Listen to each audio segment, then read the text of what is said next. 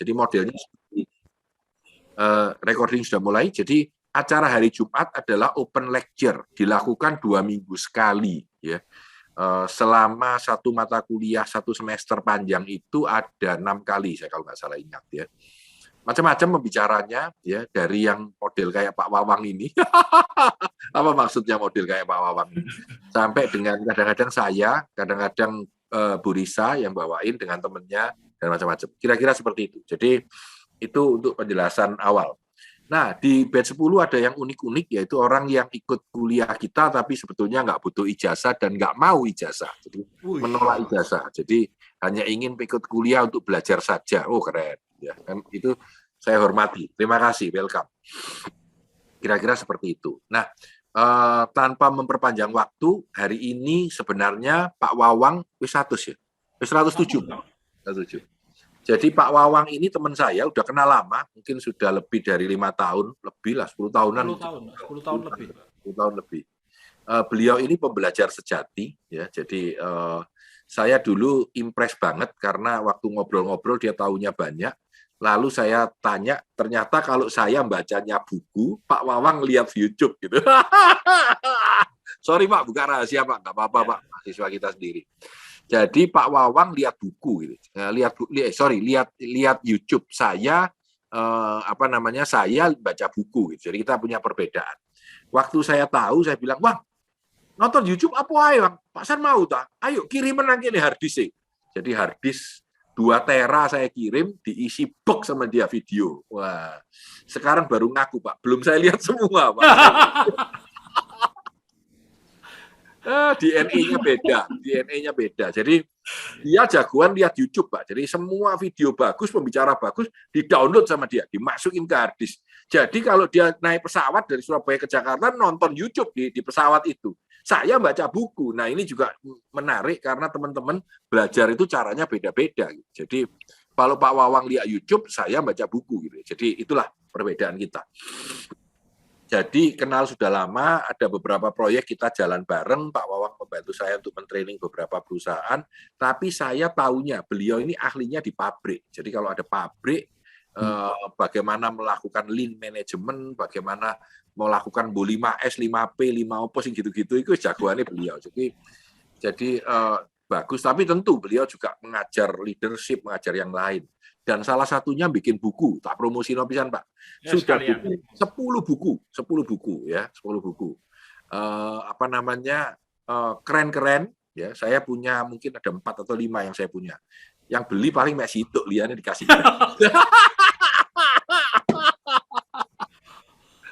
Jadi itu pengalaman saya. Tapi saya senang banget karena beliau juga pembelajar sejati ya.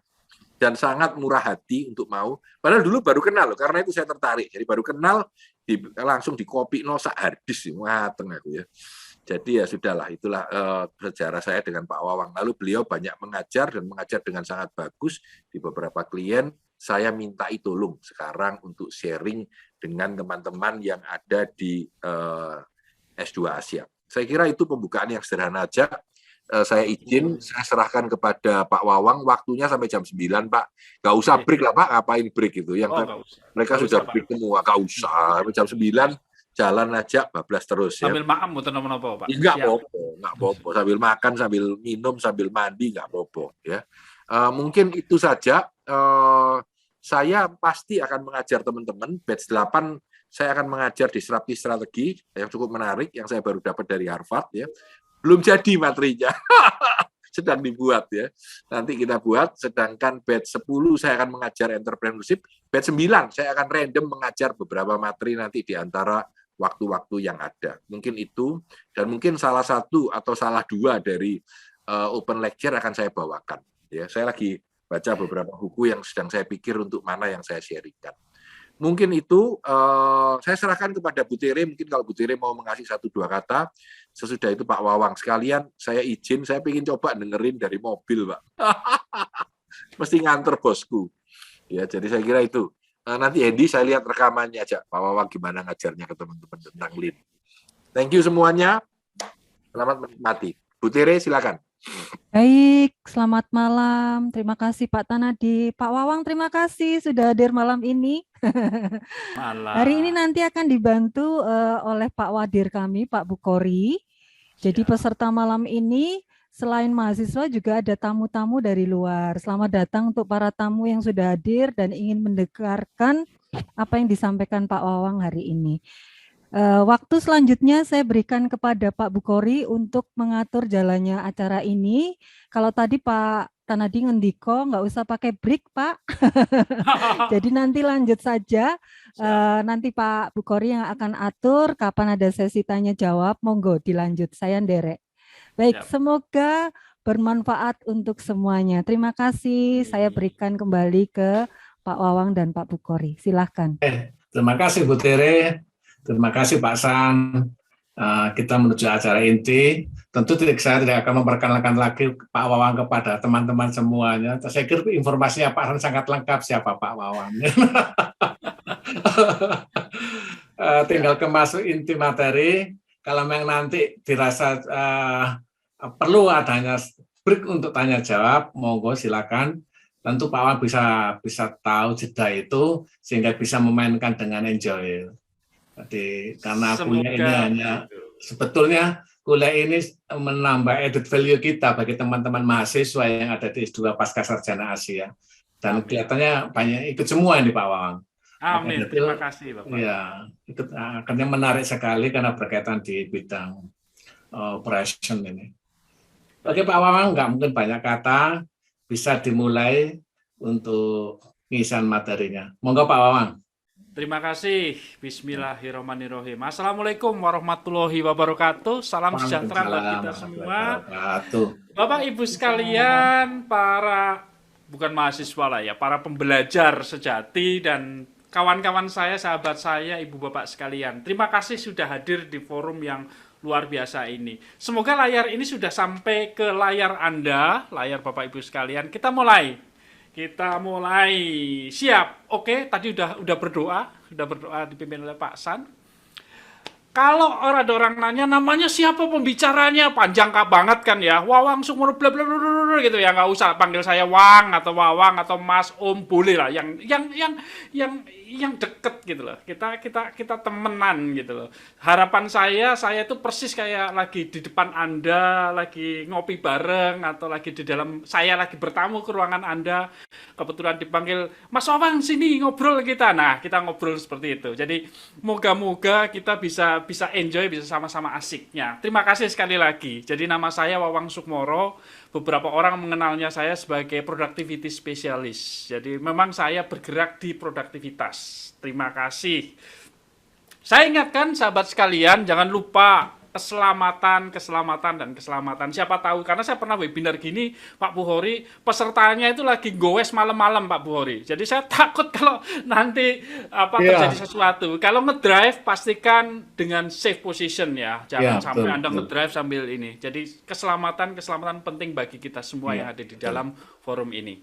Baik. Bapak Ibu sekalian, moga-moga bisa fokus ya. Semua yang sibuk-sibuk dimasukin ke lokernya dikunci atau lemari besi dikunci, tapi jangan lupa kuncinya disimpan, nanti kalau perlu dibuka lagi. Fokus di frame layar ini bersama-sama kita Pak. Tadi saya sampaikan, yang penting fun, kita senang, kita sama-sama belajar ya. Saya nggak ngajarin apa-apa. Saya hanya ingin berbagi kebodohan dan pengalaman apa yang pahit-pahit aja lah yang saya ceritakan. Moga-moga nanti bisa dapat manisnya dari rasa pahit itu. Kopi itu enaknya itu kalau nggak pakai gula. Kalau pakai gula itu namanya kopi manis, bukan kopi. Nah, handphone silahkan dinyalakan ya. Kalau mau dinyalakan, kalau mau dimatikan jangan, karena layarnya, kalau misalkan Anda menikmati dari layar handphone, tentunya kalau dimatikan susah.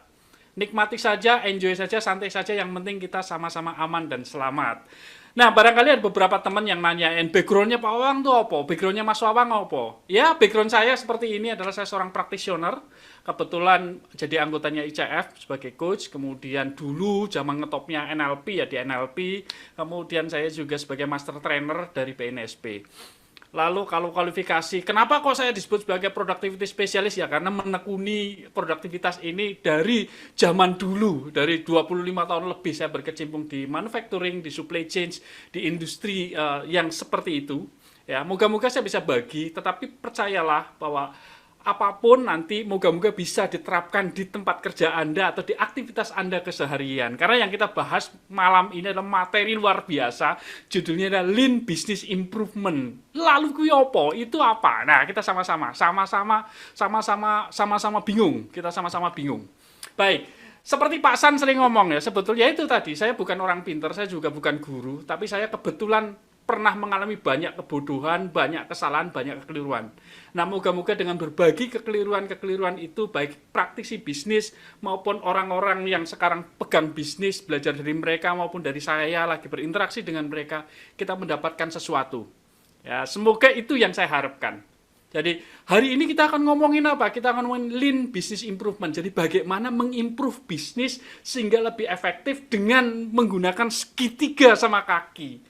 Opo meneh segitiga sama kaki? Segitiga sama kaki yang di atas namanya kepentingan pelanggan, kepentingan proses, kepentingan bisnis. Tiga-tiganya harus seimbang. Gimana caranya? Agar customer-nya puas, prosesnya bisa handal, keuntungan juga melejit meningkat. Nah, malam ini saya akan coba secara sederhana dengan bahasa yang biasa sajalah daripada bahasa-bahasa teknis.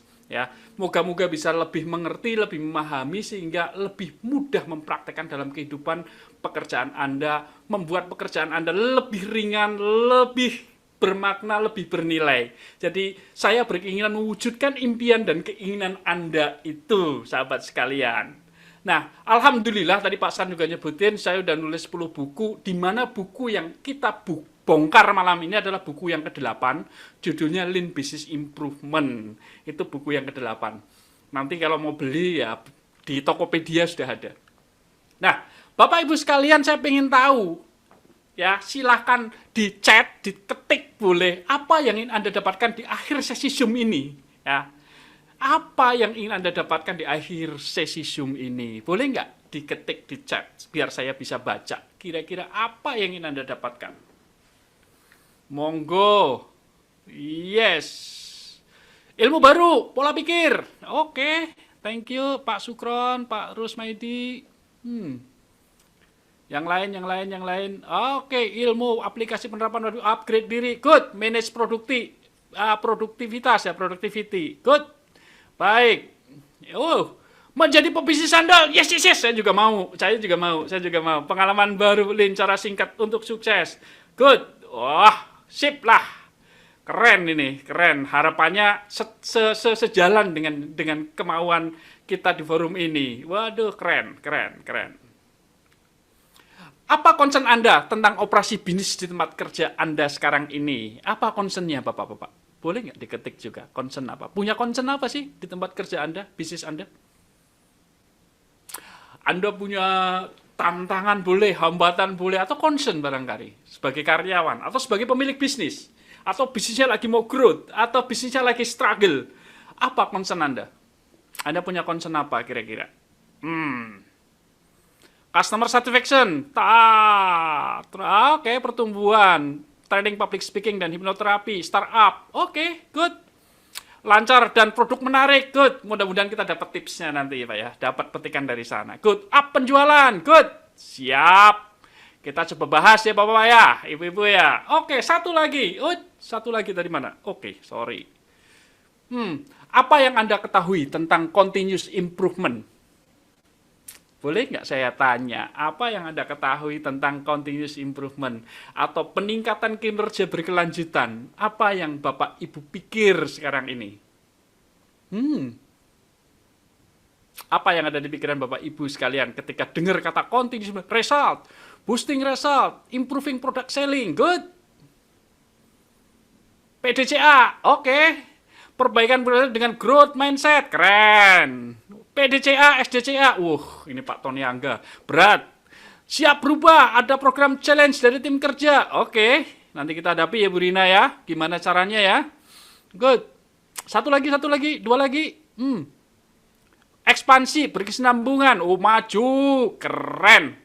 Oke lah, Bapak Ibu sekalian. Kalau begitu, hari ini apa yang akan kita bahas? Pertama adalah suara pelanggan. Kalau tadi ada yang bilang kepuasan pelanggan. Nah, ada di dalam situ. Productivity ada di proses. Voice of customer apa itu? Ya tadi ya ada voice of business ya, voice of business keuntungan ya. Kita bahas pelan-pelan. Baik Bapak Ibu, kalau Bapak Ibu sudah pernah dengar kata ISO atau International Standard Organization, itu punya beberapa klausal. Nah, improvement ada di klausal 10. Ya, improvement ada di klausal 10 dengan PDCA-nya. Ya.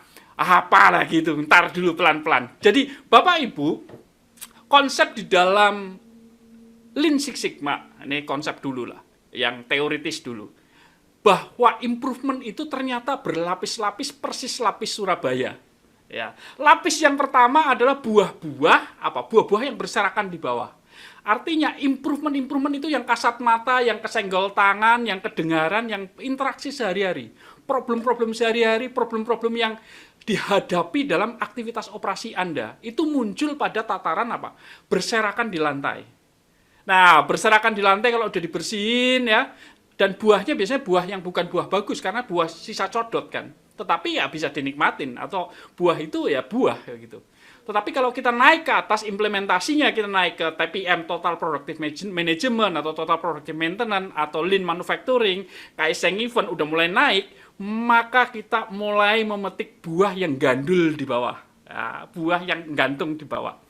Lalu naik lagi kita udah menerapkan Lean Six Sigma, udah main 6 Sigma atau ya paling nggak 5-6 Sigma atau 4-5-6 Sigma, mainnya di situ 80-95%. Tapi kalau mau bagus banget kualitasnya kita main di 95-99,997%. Wah itu gimana? Nah kita akan bahas. Pohon ini saya coba bahas dengan segitiga sama kaki, yaitu kepentingan customer, kepentingan proses, dan kepentingan pelanggan. Moga-moga saya bisa menceritakannya dengan cara yang lebih sederhana, bahwa cara yang begini-begini itu hasilnya ya begini. Hanya orang gila yang ingin hasilnya begitu. Saya ulangi lagi. Orang yang melakukan begini-begini hasilnya pasti begini. Hanya orang gila yang berharap hasilnya begitu. Jadi kalau Bapak Ibu ingin hasilnya bagus, ya caranya masih harus berubah yang lebih bagus lagi. Ya. Nah, di dalam Six Sigma, di dalam Lean, ada paham yang mengatakan Y sama dengan faktor X. Apa itu? Ini adalah sebenarnya faktor sebab akibat Bapak Ibu. Jadi kalau mau hasil, pasti ada faktor yang mempengaruhi hasil. Saya ulangi lagi. Kalau saya mau berhasil, artinya saya ada faktor yang mempengaruhi keberhasilan itu, yaitu fungsi Fx. Nah, malam ini kita akan banyak bicara tentang fungsi faktor X itu yang ada di dalam operasi bisnis yang Anda kelola sekarang atau Anda tekuni sekarang ini atau sedang Anda pelajari sekarang ini. Faktor-faktor apa aja itu sehingga nanti bisnisnya bisa naik melejit ya, bertumbuh, keuntungannya pun lebih hebat dan customernya happy. Kan maunya begitu ya Bapak Ibu ya. Karena di dalam pendekatannya Lean Six Sigma, pendekatannya menggunakan pendekatan SIPOK. Apa meneh wis SIPOK. Hati-hati nih, SIPOK ya. SIPOK.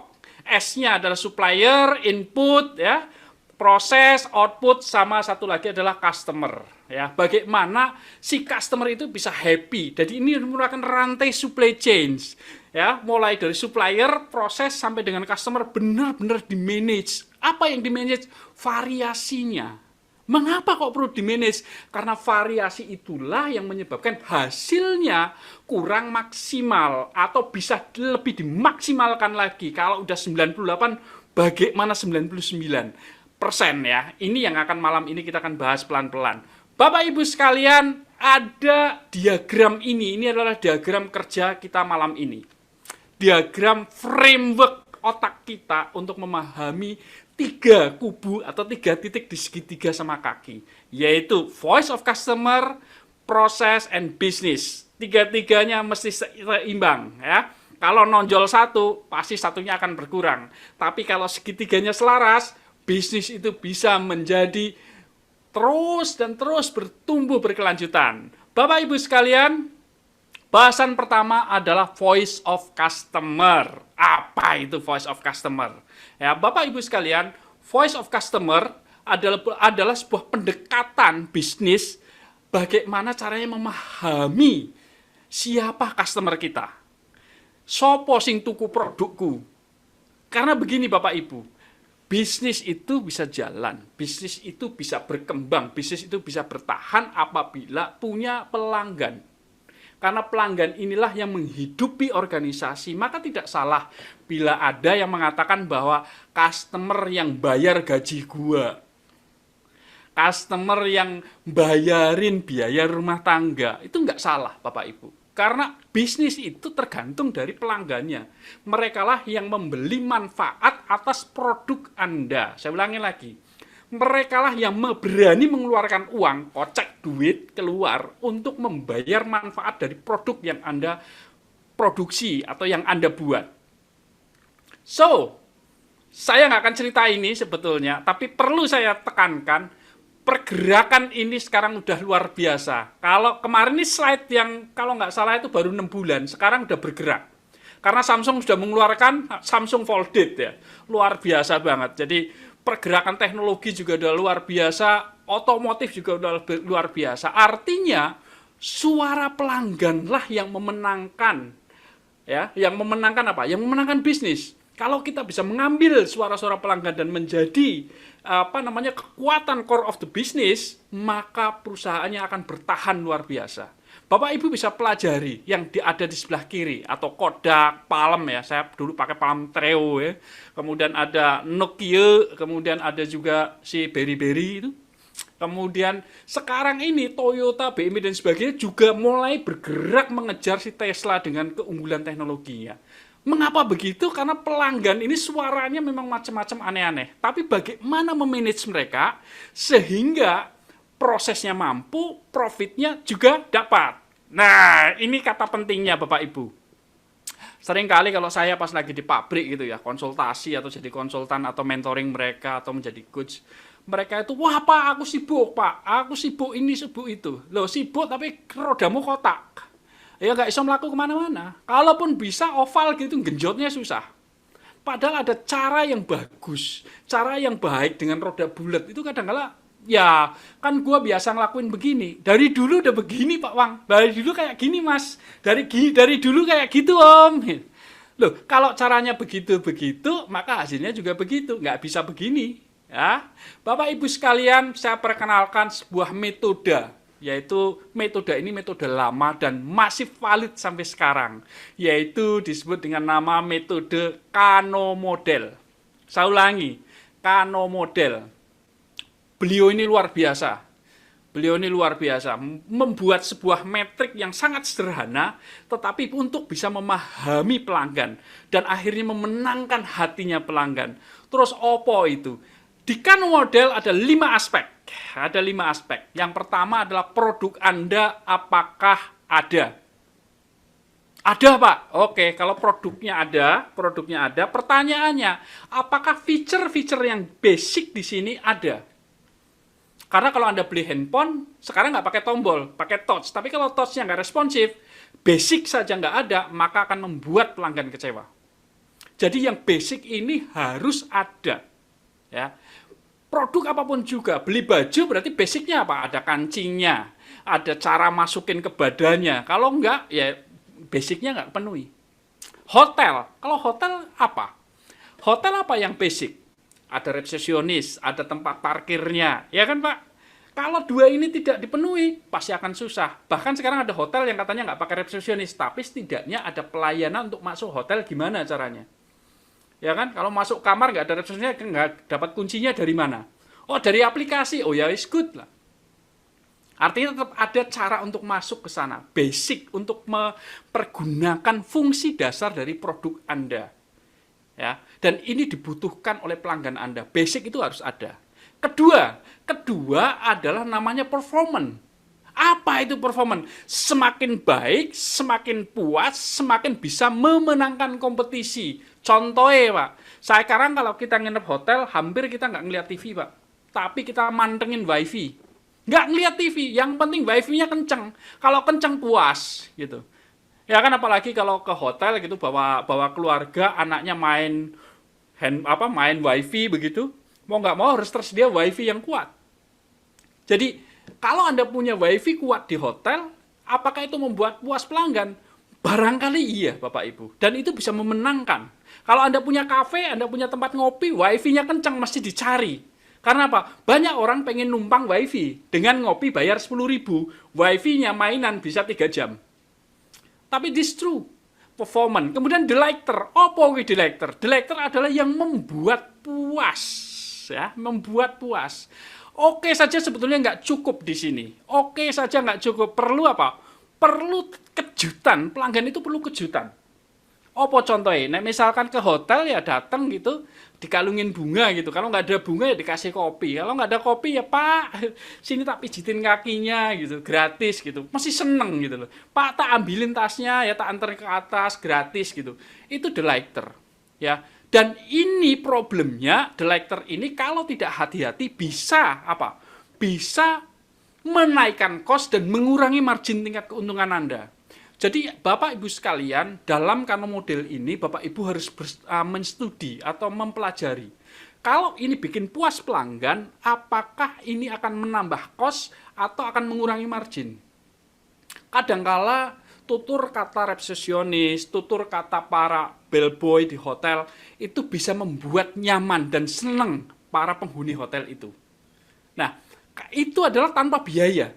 Itu tanpa biaya. Coba kalau parkir ada satpamnya di depan ngasih tahu Pak masih ada 2 sini tak parkirin gitu, pasti akan seneng. Jadi bagaimana membuat delighter si pelanggan tanpa perlu menambah cost atau tanpa perlu menambah margin. Inilah yang peran penting di dalam bisnis Anda. Bisnis Anda Pak, aku jualan minuman Pak. Oke, jualan minuman bagaimana caranya pelanggan itu seneng tapi tanpa menambah cost, tanpa menambah margin. Kalaupun keluar cost, marginnya bisa nambah. Lebih besar dibanding cost yang dikeluarkan. Ini adalah bagaimana membuat pelanggan puas dan mau merogoh koceknya lebih dalam lagi untuk membayar servis yang Anda berikan. Lalu indifferent, tadi saya cerita. TV sekarang tuh hampir dimatikan kok Bapak Ibu di hotel. Mostly mereka yang cari adalah wifi, lebih baik nonton Netflix. Ada di dalam genggaman, nonton sambil tiduran, lebih enak, gambarnya lebih dekat dengan mata. Ada orang yang senang baca online. Ada orang yang main sosial media. Artinya apa? Pada kasus tertentu, saya contohkan tadi hotel, pelanggan tidak menginginkan itu, bahkan tidak peduli itu ada. Contoh, saya masuk kamar, di dalam kamar, di atas mejanya ada gambar patung. Ada patung, misalkan. Ada patung atau ada vas bunga. Pertanyaan saya nggak peduli kok ada atau nggak ada. Yang penting satu, tempat tidurnya bisa nyaman buat tidur, bersih, kemudian wifi-nya kenceng, ya bisa buat online seperti ini, atau hal-hal lain yang menurut saya lebih penting dibanding vas bunga. Jadi kita harus bisa menandai apakah hal ini penting bagi pelanggan atau tidak. Kalau nggak penting ya hilangin, karena apa? Itu ada biaya di situ. Contoh tadi di hotel dikasih taruh vas bunga, dikasih bunga anggrek gitu, tapi pelanggannya model saya nggak peduli gitu, kan sayang. Buang harga pot, buang harga kembang. Nah dalam bisnis Anda seperti apa? Bahwa apabila feature-nya ada, tetapi feature itu tidak digunakan oleh pelanggan, atau bahkan tidak dikenali bahwa itu adalah keuntungan. Ya, nah yang menarik lagi adalah yang kelima. Ini perlu dicek Bapak Ibu sekalian, sahabat sekalian. Coba dicek di produk Anda. Coba dicek, dipelajari. Ternyata kalau ini nggak ada, justru pelanggan saya seneng. Nah ini kan contoh yang mudah sekali di hotel. Ada nyamuk 1, tapi temannya kadang-kala banyak Pak. Nah, teman yang satu itu nyamuk, yang satu itu pun tidak kita inginkan. Apalagi bawa teman 5 gitu. Itu pasti membuat pelanggan apa? Tidak menyukainya. Jadi, bagaimana caranya pelanggan puas karena hal ini tidak terjadi atau tidak terdalam transaksi bisnis Anda. Saya ulangi Bapak Ibu, yang pertama adalah basic. Bahwa produk Anda harus memiliki fitur-fitur yang menyatakan bahwa ini loh manfaatnya. Fitur-fitur dasar, yang namanya sikat gigi harus ada sikatnya. Ya, kalau dipakai nggak perih, nggak ngelukain mulut, itu namanya basic. Lalu performance, dipakai nyaman, dipakai bikin gigi bersih, dipakai makin membuat senyum bisa lebar, gigi makin celing. Delighter membuat pelanggan puas karena apa? Daya tahannya luar biasa. Ya, kemudian apa? Pelanggan tidak peduli mau warna hijau, warna kuning, yang penting sikat giginya bagus. Nah, ini harus tahu. Kemudian referral adalah apa? Kalau feature itu nggak ada, justru malah pelanggan makin cinta. Jadi 5 dimensi Kano ini tolong coba pelajari produk Anda itu seperti apa di mata pelanggan. Ya. Jadi kalau tadi kita bicara Kodak, bicara BlackBerry dan seterusnya, pasti ada 5 hal ini, Bapak Ibu. Ada 5 hal ini. Ya. Nah, kalau Bapak Ibu pelajari lagi dalam product development, ya, karena product development ini adalah cara bagaimana mentranslate, ya, cara mentranslate bahasanya pelanggan menjadi produk Anda. Kalau Anda perusahaan minuman, kalau Anda warung minuman, kalau Anda bisnis restoran, Anda harus bisa menerjemahkan, mengartikulasikan maunya pelanggan seperti apa. Ini adalah bagian yang namanya product development, mendevelop. Nanti Bapak Ibu bisa cari namanya adalah Real Win Word atau RWW ya di Google. Tanya Mbak Google RWW itu apa?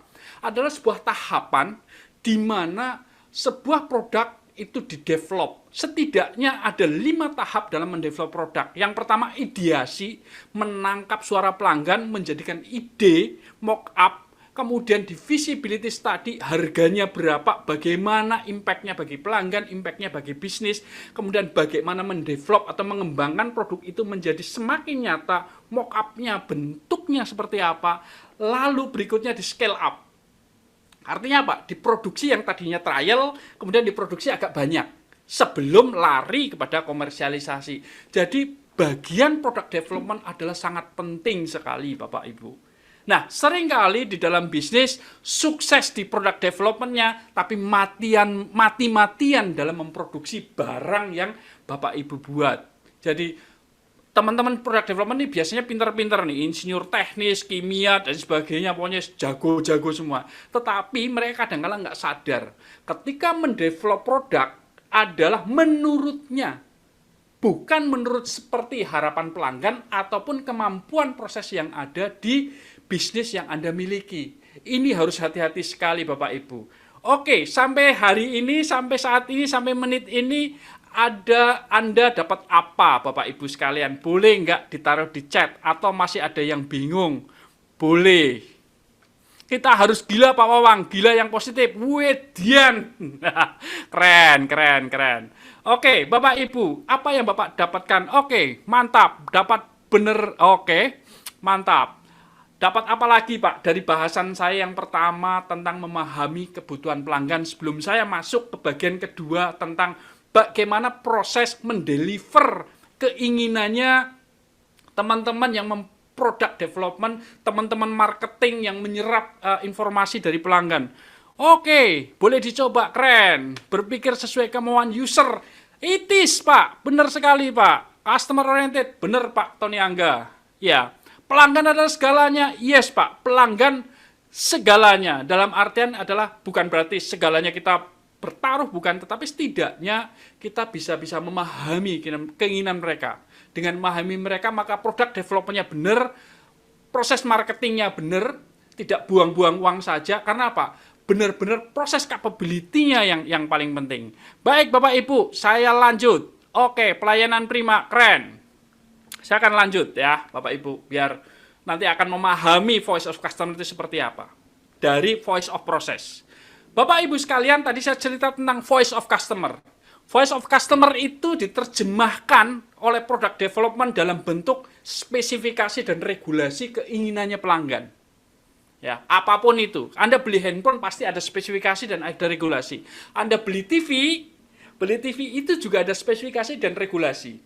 Nah, spesifikasi dan regulasi itu harus bisa ditangkap oleh teman-teman sales sebagai technical knowledge, oleh teman-teman komersial sebagai pelayanan prima, teman-teman marketing sebagai apa? Sebagai membangun branding produk Anda sehingga matching dengan apa? Keinginan pelanggan. Loh, kalau nggak ketemu ya susah. Nah, lalu berikutnya adalah product design, engineering, development. Ini juga harus searah dengan apa? Dengan keinginan pelanggan. Tetapi ingat Bapak Ibu, jangan lupa ada voice of process. Ya, ada voice of process. Ada suara dari proses produksi Anda. Pak, saya itu restoran, Pak. Restoran itu ada voice of prosesnya, voice of dapur, voice of kitchen. Itu adalah voice proses Anda. Jadi orang dapur ngomong apa? Wah, ini ordernya begini, ini komplain dulu ke terlalu asin, terlalu ini, terlalu ini. Ini adalah voice of process. Karena apa, Bapak Ibu sekalian? Ingat, dari proses inilah Anda nanti dapat duit. Apapun bisnis Anda, mau restoran, rumah sakit, apapun, duitnya datangnya dari proses. Makanya saya sering ngomong, dalam buku saya yang Lean Business Improvement saya sampaikan, apabila Anda berkantor di kantor pusat, itu cerita tentang si Karman dengan si Watanabe. Dalam buku saya mengatakan gini, Karman, kamu kan kerja di kantor pusat. Kalau bisa jangan jadi beban BU, jangan jadi beban bisnis unit, jangan jadi beban manufacturing. Karena apa? Karena Anda digaji oleh teman-teman manufacturing, oleh teman-teman produksi. Anda ini sama saya itu hanya support, itu kata Watanabe menasehati si Karman dalam buku Lean Business Improvement. Ini benar sekali Bapak Ibu.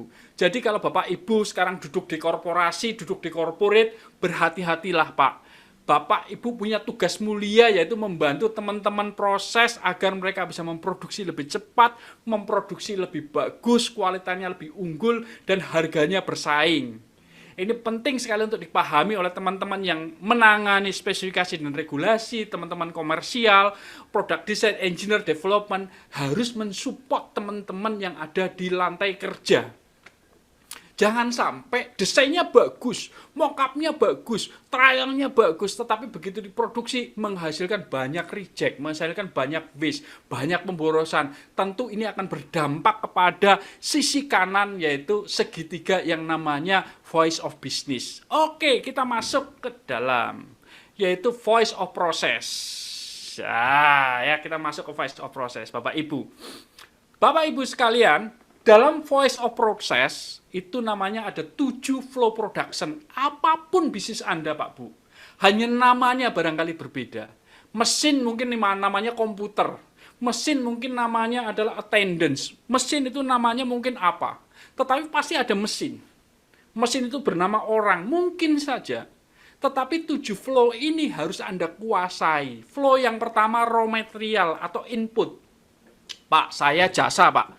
Lalu raw materialnya apa Mas jasa itu? Data di komputer, web, blog, information, itu raw material Pak. Berarti ada flow-nya di situ. Kemudian ada work in progress dong, karena pekerjaan sebelum jadi barang jadi, gantung itu namanya work in progress. Lalu berikutnya ada operator, orang yang mengerjakannya. Kemudian berikutnya ada mesin tadi, yang memproses input menjadi output. Ada lagi adalah flow yang namanya information. Ada flow yang ketujuh namanya engineering. Apa itu flow engineering ya tadi? Pengembangan produk, technical, inovasi, itu adalah engineering. Jadi ada 7 alur yang harus Anda perhatikan benar-benar. Karena 7 alur inilah sebetulnya ya yang secara kasat mata ada di atas kertas yang namanya SOP atau Standard Operational Procedure. Tetapi pada kenyataannya Standard Operational Procedure ini apakah benar-benar dijalankan oleh apa? Oleh bisnis Anda, oleh teman-teman operatif, oleh teman-teman yang eksekusi. Saya sampaikan begini Bapak Ibu. Apapun pekerjaan Anda, apalagi level Anda sudah mandor atau supervisor atau manager, sebenarnya hasil Anda sangat ditentukan oleh para operator, oleh para orang-orang yang menyentuh mesin, oleh orang-orang yang bekerja dengan lantai dasar Anda. Ya, jadi teman-teman operatif, teman-teman yang frontline, teman-teman penjual yang ketengan, pasar basah, itulah soft floor, itulah lantai kerja yang bisa mendatangkan hasil bagi kehebatan Anda sebagai pimpinan. So, pelajari 7 flow ini. Di mana adanya pemborosan, di mana adanya bottleneck, di mana adanya masalah, di mana adanya tantangan, di mana adanya hambatan dari 7 flow ini. Anda bisa bayangkan ketika saluran WC Anda mampet, atau saluran buangan cuci piring mampet, atau got Anda mampet, flow-nya nggak lancar. Ini yang menyebabkan sebetulnya produk Anda tidak maksimal untuk diproduksi. Bapak Ibu sekalian, Anda pelajari lagi. Apa itu pelajari lagi? Ketika Anda punya proses ini kalau Anda bedah pakai pisau kemudian di mikroskop, ternyata ada dua. Pertama namanya normal, yang satu lagi abnormal. Pekerjaan yang normal pertahankan, yang abnormal buang. Abnormal artinya pekerjaan yang memang tidak perlu dilakukan. Jadi dalam birokrasi, pertanyaan birokrasi perlu nggak? Perlu, sangat perlu. Tetapi kalau birokrasi yang bertele-tele, udah abnormal. Nah, di dalam normal kalau dibedah lagi, ada dua hal. Yang pertama adalah value added dan non-value added. Yang memberi nilai tambah bagi pelanggan, satu lagi adalah non-value added. Bapak Ibu sekalian, kalau Anda beli pisang, pasti Anda ingin makan pisangnya. Itu kata Singgo. Ya. Beliau mengatakan, kalau Anda beli pisang, Anda pengen makan pisangnya. Kulitnya kemana? Kulitnya biasanya dibuang. Jadi pelanggan Anda membutuhkan produk Anda isinya nilai add value atau nilai tambah produk Anda. Yang tidak memberikan nilai produk Anda, kardus dan sebagainya, setelah dibuka ya dibuang. Jadi harus diperhatikan apa yang non-value added. Kalau memang masih perlu, pertahankan. Kalau yang nggak perlu, buang atau eliminasi barang-barang dengan abnormal. Setiap pekerjaan Anda harus bisa bedah mikroskop, mana yang memberikan nilai tambah, mana yang tidak memberikan nilai tambah, mana yang masih diperlukan, mana yang perlu dibuang. Ini adalah cara mentalitas berpikir dalam menganalisa aktivitas Anda. Karena value added ditambah non-value added tambah pemborosan itu adalah sama dengan 100% yang sekarang ada di tangan Anda, Bapak Ibu. Cara buangnya gimana, Pak? Cara buangnya dengan 4 cara yang disebut namanya adalah ASIA. Nah, pas ini adalah Asia Institute, saya menggunakan metode ASIA. E-nya eliminate, simplify, integrate, automate. Untuk apa ini? Untuk bisa mengurangi pemborosan defect atau kerusakan produk. Overproduction, memproduksi yang berlebihan, waktu tunggu, sopo sing gelem nunggu, gak ono sing gelem nunggu, ya kan? Walaupun ada pepatah mengatakan waiting trisno jalaran saka kulino, tapi saya yakin kalau Anda disuruh waiting pasti kesel, ya kan? Not utilize talent. Not utilize talent itu apa? Artinya gini Bapak Ibu. Apakah saya sebagai pimpinan, apakah Anda sebagai pimpinan perusahaan benar-benar memberdayakan orang-orang yang ada di perusahaan Anda untuk menghasilkan nilai tambah itu? Kalau tidak, barangkali ada yang keliru. Orang ini tidak cocok di bagian ini. Orang ini bagusnya di mana? Ini keren banget Pak Tanadi Santoso sudah punya modul yang namanya Gallup Strength. Dari situ kita tahu talent mereka, kemudian mereka akan menempatkan di mana. Kalau benar menempatkan orang di posisi yang tepat, mantap sekali. Berikutnya adalah transportasi. Apa bedanya transportasi dengan motion, Pak? Transportasi itu pakai alat dan pakai jarak. Motion adalah gerakan orang. Jadi kadang-kala transportasi ini juga menjadi kendala Bapak Ibu. Apalagi sekarang zaman pandemi. Ada jarak, ada waktu, ada alat. Jadi perlu berpindah-pindah. Pertanyaannya apakah harganya cocok, metodenya benar. Karena seringkali kepepet waktu yang harusnya pakai normal, akhirnya pakai average. Yang harusnya pakai normal, pakai special delivery. Akhirnya apa? Membebani biaya. Inventory. Apa yang masuk inventory nanti saya akan jelaskan lebih dalam lagi, tetapi di sini inventory adalah persediaan Anda. Apakah bisnis perlu stok? Apakah bisnis perlu barang yang ditumpuk? Perlu. Karena apa? Itu adalah jaminan merespon kebutuhan pelanggan, tetapi dalam batas yang tepat. Mengapa? Persis kayak kolesterol di dalam darah Bapak Ibu.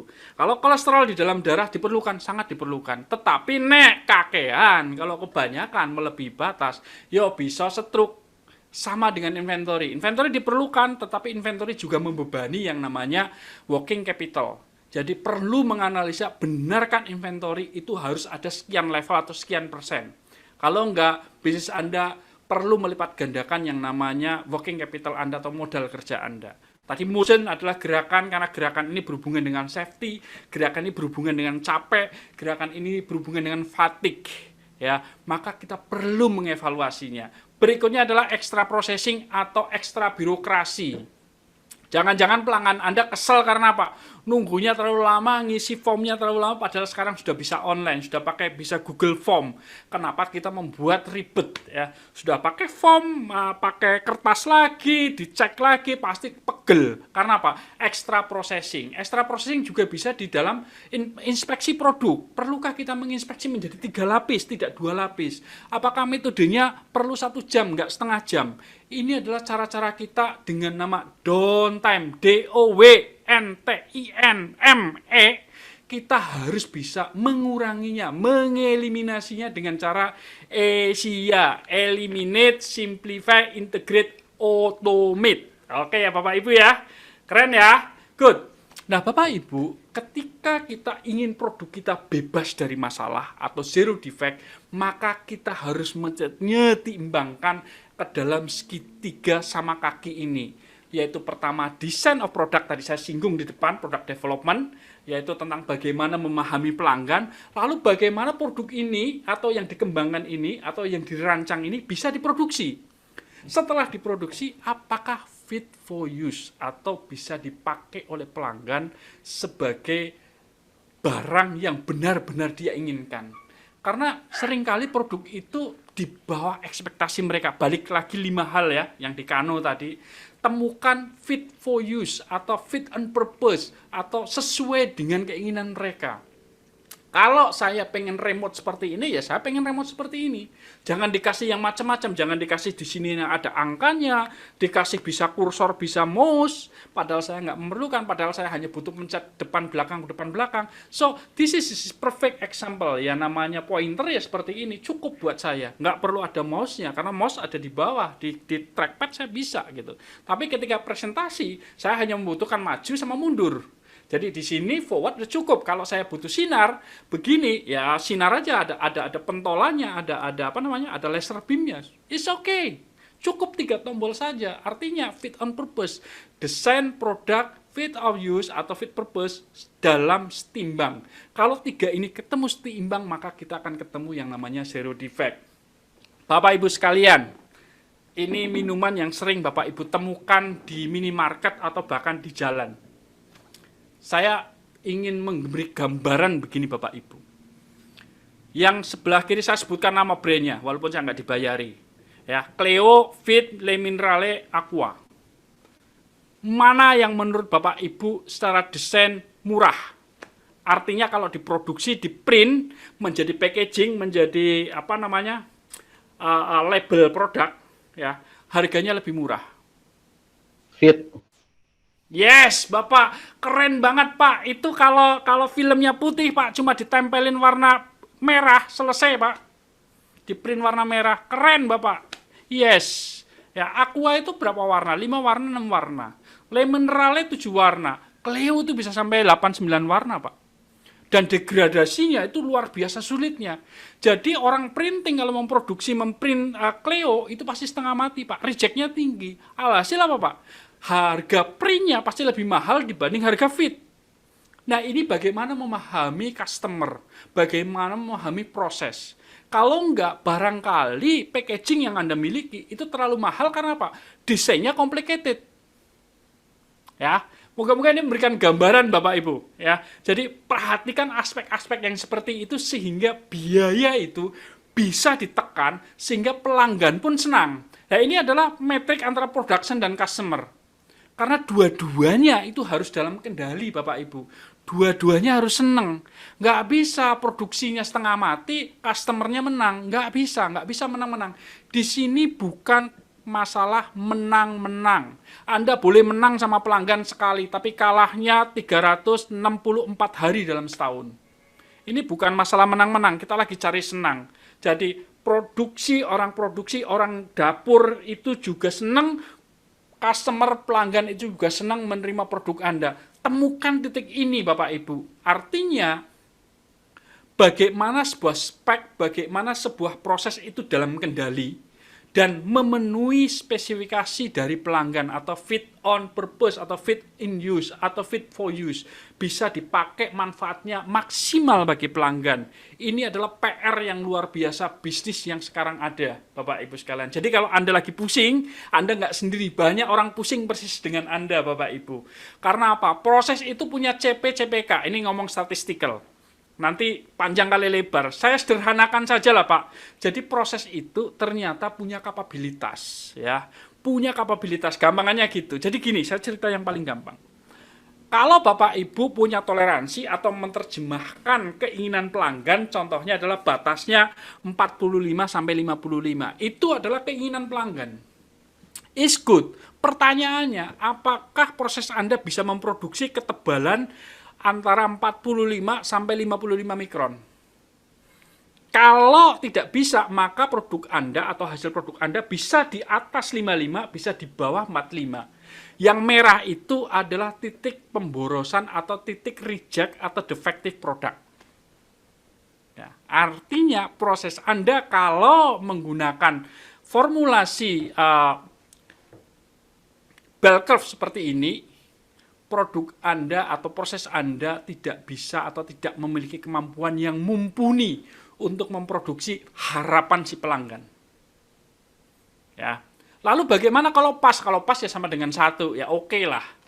Tetapi apabila ternyata Anda mampu memproduksi lebih sempit, ya, karena prosesnya handal, artinya ada 2, Bapak Ibu. Yang pertama, desain Anda toleransinya terlalu besar. Sebetulnya bisa dikecilin. Kalau dikecilin artinya Anda punya napas yang bagus. Artinya Anda bisa genjot speednya naik.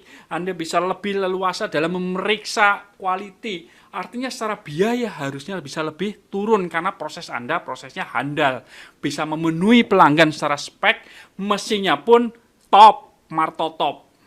Ya, orang-orangnya pinter, ya. Artinya Anda bisa memproduksi di dalam desain spesifikasi. Tetapi, saya bilang, kalau Anda punya kemampuan handal, artinya Anda bisa bermain di sini. Bermain apa? Bermain waktu, bermain harga, bermain kemampuan. Karena apa? Anda sangat mampu untuk mengendalikan pelanggan Anda. Ya, kalau pelanggan minta 45-55, Anda cemen, tidur merem aja bisa kok hasilnya kok, ya Bapak Ibu.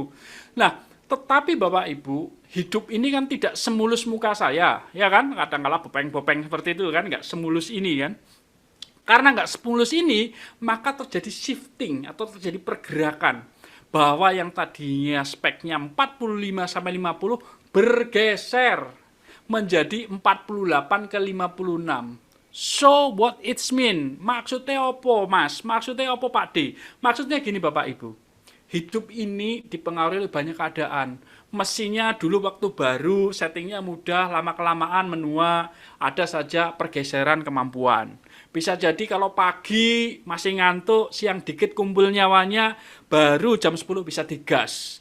Artinya memang terjadi pergeseran. Pertanyaannya adalah, apakah kita memahami itu? Kalau kita sudah memahami itu, artinya kita harus siap menghadapi tuntutan pelanggan. Kita di depan mengatakan, Pak, kita bisa konsisten, tapi dengan titik tengah 52, 48, sampai 56. Ini kemampuan proses kita. Dulu kita memang bisa suplai 45, 50 dengan titik tengah 47,5. Tapi sekarang kita nggak mampu, Pak. Pelanggannya jadi senang. Karena apa? Dia bisa mengadjust mesin mereka sesuai dengan kapabilitas Anda apabila ini dideklar dengan benar. Apabila Anda menjadi supplier tunggal misalkan di perusahaan itu. Jadi pemahaman ini dan pemahaman ini sangat penting banget oleh teman-teman yang merancang proses, merancang produk untuk memahami proses Anda itu seperti apa. Ya Bapak Ibu, karena gini Bapak Ibu, defect ya, kalau material itu saya faktorkan 1 perak, proses itu adalah 10 perak. Ya. Finish good itu 100 perak. Customer, produk itu sampai di tangan customer itu nilainya udah 1000 perak Bapak Ibu. Kalau terjadi klaim bikin bangkrut. Jadi indeks ini harus dipahami benar. Kalau bisa jangan sampai lolos ke proses berikutnya. Kalau mau di-reject, di-rejectlah di fase material. Kalau mau di-reject, rejectlah di fase proses 2, jangan proses 5. Karena apa? Semakin mendekati customer, nilai tambahnya makin besar. Resikonya makin besar untuk sampai kepada pelanggan Anda, Bapak Ibu. Ya, cost of quality itu luar biasa, Bapak Ibu. Apapun produk Anda, produk training, produk jasa rumah sakit, restoran, apapun, itu ada. Bayangkan Anda kalau misalkan beras itu ya harga beras, tapi kalau sudah jadi nasi sampai ke meja pelanggan itu harganya sudah luar biasa, Pak. Beras itu berapa sekilo, tapi kalau sudah jadi nasi berapa coba sekilo. Ini bagaimana kita memahami biaya mutu atau cost of quality. Jadi contoh lagi Bapak bisa lihat, bisa pelan-pelan ditelusuri, harga jual produk 500.000, ya kan, total pengiriman truk 5.000 dan seterusnya, total penjualan 250 juta rupiah misalkan. Bila pengiriman ditolak karena mutu, Bapak bisa rugi 19 juta, Pak. Ibu bisa rugi 19 juta, rugi 20 juta.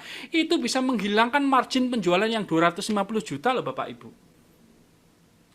Ini harus disadari oleh seluruh elemen. Bukan cuma orang produksi, tapi orang desain juga, orang-orang yang front line, yang memahami pelanggan Anda.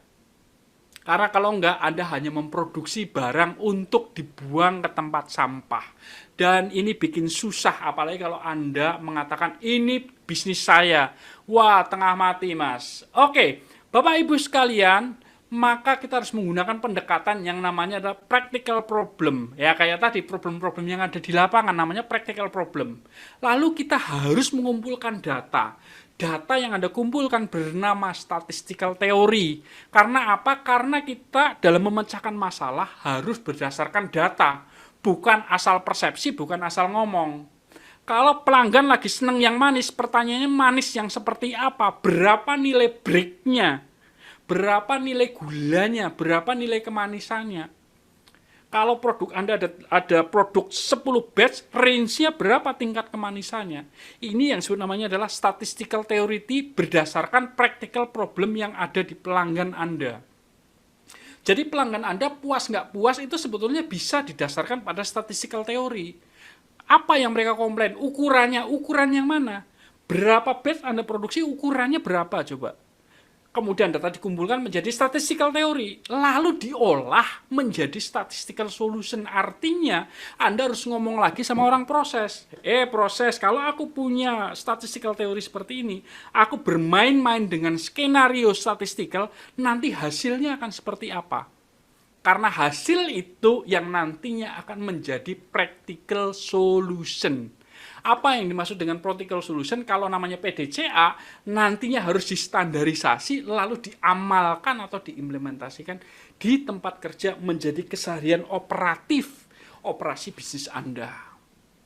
Jadi pahami, kalau Anda dengar ada masalah, cepat-cepat Anda cari datanya. Itulah statistical theory Anda. Lalu Anda bermain-main skenario, menjadi statistical solution. Lalu ini dirumuskan menjadi tindakan yang namanya practical solution, Bapak Ibu. Kalau ngomong Six Sigma, beltnya kayak gini gampang lah, tinggal cari di YouTube atau cari di Google ya.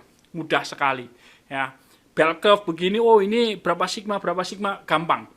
Yang saya ingin tekankan adalah seperti ini, Bapak Ibu. Kalau Bapak Ibu ngelihat bell curve, kemudian Bapak Ibu download angka-angkanya, nilai-nilainya, maka 6 sigma atau Six Sigma itu sama dengan 3,4 DPMO atau defect per million opportunity, atau sama dengan 99,9966%. Wah, mumet saya. Angkanya begitu perfectnya. Lalu pemahamannya seperti ini, Bapak Ibu. Kalau Bapak Ibu mengenerate nih Pak Afgan, misalkan mengenerate invoice atau faktur pajak, ada 1 juta faktur pajak. Kalau sigmanya 0, ya semuanya reject. Artinya 993-nya itu benar-benar fakturnya jelek. Kalau misalkan 1 sigma, artinya ada 30.000 yang bagus. Kalau 2 sigma, berarti ada 69.000 yang bagus. Kalau 3 sigma, berarti ada 93.000 yang bagus. Dari 1 juta loh ya Pak. Coba kebayangkan kalau Anda punya tingkat mutu, tingkat presisi produk Anda bagus mutunya setara dengan 6 sigma, itu 3,4 saja kesalahan dalam 1 juta. Artinya 99,999% itu bagus. Mengapa orang menjadi tertarik dengan Six Sigma, Bapak Ibu? Ya karena rayuan gombal ini. Karena rayuan kalau 6 Sigma, maka kesalahan dalam 1 juta itu hanya 4 kali, Bapak Ibu. Bisa bentuknya kurang materai, tidak tanda tangan, salah nomoran, dan seterusnya, dan seterusnya. Kalau dikumpulin, kalau Anda Sigmanya rata-rata misalkan berapa? 80%, berarti adalah sekitar 3-4 sigma, artinya Anda meloloskan 100.000 itu Bapak Ibu. 100.000 apa? 100.000 defect kepada pelanggan Anda Bapak Ibu. Anda bisa pelajari nanti The Mic. Ya, saya nggak akan cerita banyak di sini. Ya, oke Bapak Ibu, ini adalah sesi yang saya ceritakan tentang proses capability, proses Anda. Anda dapat apa dari sesi 2 ini sebelum saya masuk kepada sesi ketiga, nanti kita masuk question and answer. Apa yang Anda dapatkan dari proses atau voice of process? Silahkan. Detailing. Oke, Pak Iwan. Keren. Perfecto, Pak Julius Palangkaraya. Wah, mantap banget. Mama Mia. Satu lagi. Banyak aspek yang bias dalam menghemat biaya. Nanti kita bahas di bisnis, Bu Francisca ya. Good, saya akan bahas ke aspek bisnis ini karena Anda adalah para master bisnis ya. Anda adalah para S2, para master ya. Nah, Anda masuk ke sini karena Anda nantinya pasti akan menjadi pemimpin bisnis Bapak Ibu. Kita harus dengar yang namanya voice of business. Nah, kita tadi sudah cerita tentang voice of customer, ada proses dari voice of customer menjadi produk, voice of process, aktivitasnya. Yang terakhir ini ada yang paling penting. Biasanya kalau di seminar saya orang nunggu-nunggu saya membahas voice of business. Ya, maka Anda kalau sampai di saat ini luar biasa. 148 orang, selamat malam yang baru gabung. Moga tetap sehat dan menikmati sajiannya Institut Asia. Bapak Ibu sekalian, ya, kita mau bahas di bagian ketiga yang namanya voice of business. Sebelum nanti kita masuk ke question and answer, nanti tolong Pak Moderator ditulis atau ditanyakan, dikumpulin pertanyaannya apa. Oke, Bapak Ibu sekalian, apakah Anda familiar dengan ini, profit and loss dan balance sheet? Kalau Anda familiar, pertanyaannya cukup sederhana Bapak Ibu. Anda gunakan apa ya 2 laporan ini? Ini penting. Bisnis kalau nggak punya 2 laporan ini, Anda tidak tahu Anda sedang berada di mana. Ya, karena profit and loss itu adalah menghitung keadaan sehat nggak sehatnya operasi bisnis Anda. Balance sheet yang paling penting, berapa Anda punya kekayaan dan berapa harta cair yang sekarang ada di tangan Anda. Kemudian berapa aset yang Anda punya. Jangan-jangan yang aset Anda punya itu katanya dulu waktu zaman CAPEX atau capital expenditure dibikin, katanya mesin itu tahan 5 tahun. Dengan memberikan keuntungan di 3 tahun pertama saat CAPEX itu dihitung ROI-nya, dihitung product saving-nya, dihitung continuous improvement-nya, dihitung tingkat keuntungannya. Tapi kenapa setelah jalan 6 tahun nggak balik-balik? Anda bisa lihat di balance sheet. Apakah investasi ini memberikan keuntungan bagi Anda? Ya. Nah, profit and loss adalah cara kita melihat apakah kita bisa bersaing di pasar.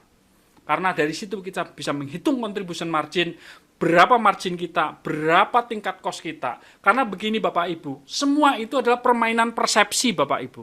Pinter-pinternya orang akunting, pinter-pinternya bentuk naratif dari sebuah laporan. Bisa diolah, wah ini bagus, tetapi kenyataannya cukup sederhana. Saya sering menghadapi begini Bapak Ibu. Ketika saya dengan klien, minum dulu, nyeruput kopi dulu. Bapak Ibu, menarik. Anda punya KPI atau perusahaan punya KPI. Seringkali di awal tahun atau di akhir tahun, bingung. KPI-nya dapat, tapi keuntungan perusahaannya nggak dapat. Itu namanya jaka sembung nggak naik ojek itu. Bisa dipahami Pak?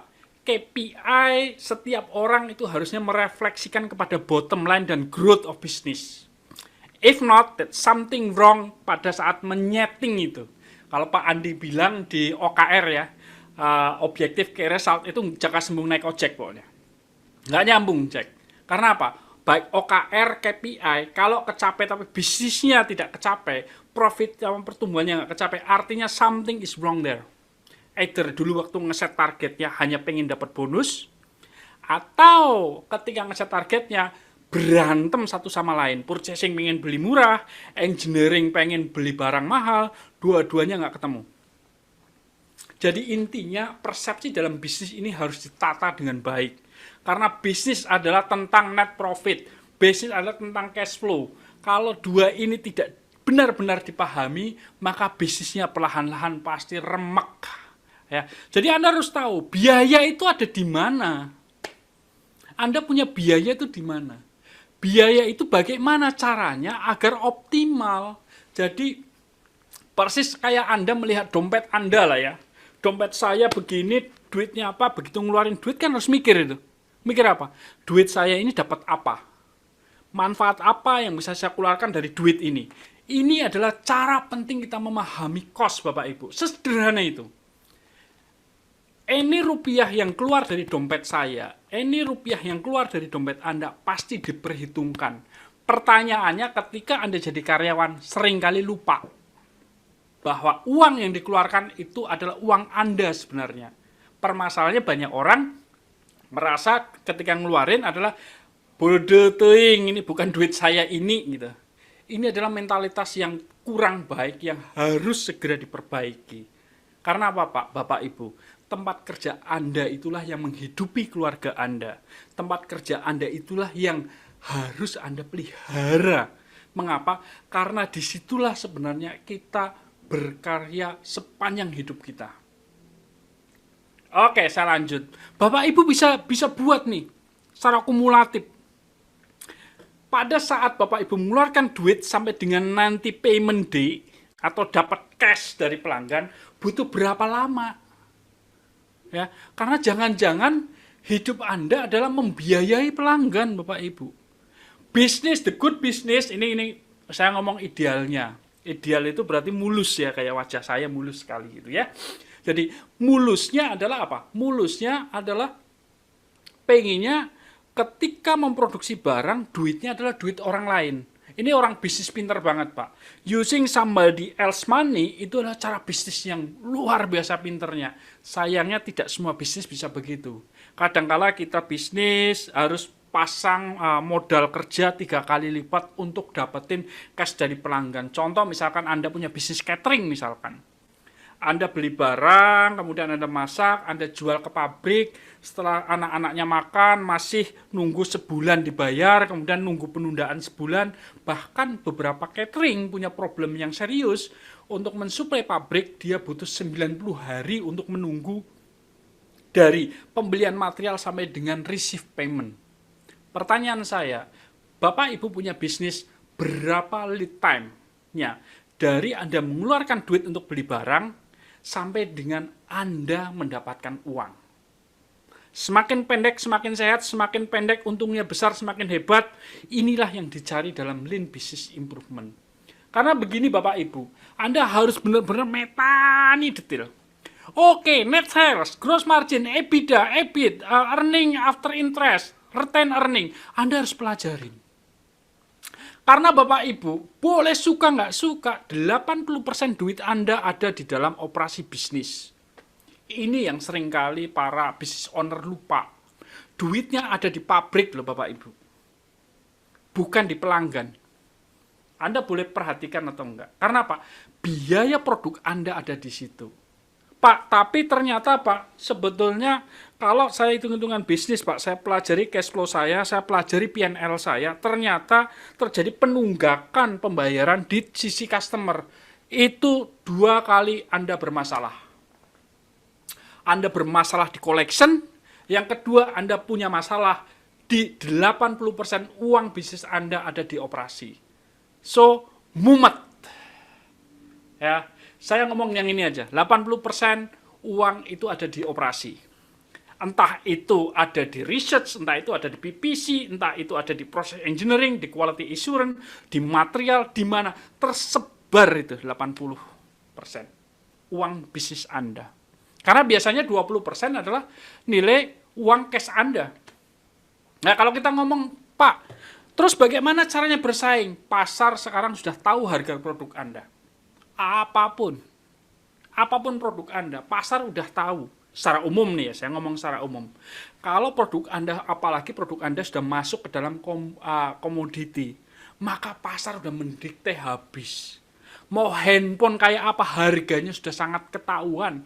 Kalau Pak Made sekarang beli Made punya handphone, orang udah pada tahu kok harga Pak Made itu handphonenya berapa. Jam yang Anda pakai ketahuan kok, harganya berapa. Artinya, kalau Anda sebagai orang produsen, Anda memproduksi barang, Anda memproduksi jasa, apapun, pasar sudah menentukan harga, sudah menentukan tarifnya. Maka satu-satunya cara memperbesar profit Anda yang untuk mempertahankan bisnis Anda, karena profit ini adalah mempertahankan bisnis Anda, Bapak Ibu. Bisnis Anda bisa bertumbuh terus muter-muter kalau ada profit. Kalau nggak ada profit pasti tumbang, pasti kolab. Nah, Bapak Ibu, caranya adalah dengan menekan adanya biaya, bukan menaikkan harga. Cara tradisional Anda naikin harga untuk dapat profit. No, cannot. Hari ini handphone perang luar biasa. Kemarin Apple tanggal 22 sudah nurunin harganya. Dibanding dengan waktu iPhone 12, sekarang variatif banget harganya. Ketika iPad sekarang harganya 5 jutaan, 3 jutaan udah dapat iPad sekarang. Artinya mereka tahu benar pasar menghendaki harga yang terjangkau. Kalau harga sudah dipatok, maka cara Anda mendapatkan keuntungan hanya dengan apa? Memanage yang 80% tadi, memanage cost Anda, Bapak Ibu. Kalau bicara safety, quality, speed, full on time and more, itu sudah harapannya pelanggan, Bapak Ibu.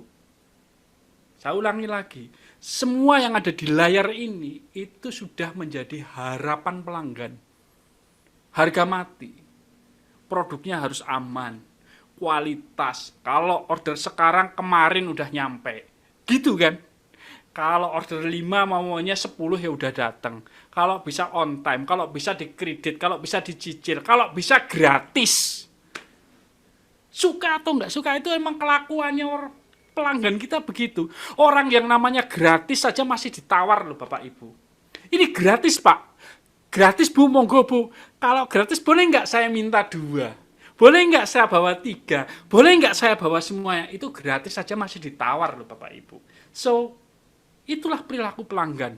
So, if you are doing a business, yang paling penting Anda pegang penting adalah cash-nya ada berapa. Ini kalau Pak Gani, Pak Menteri Gani tahu banget nih.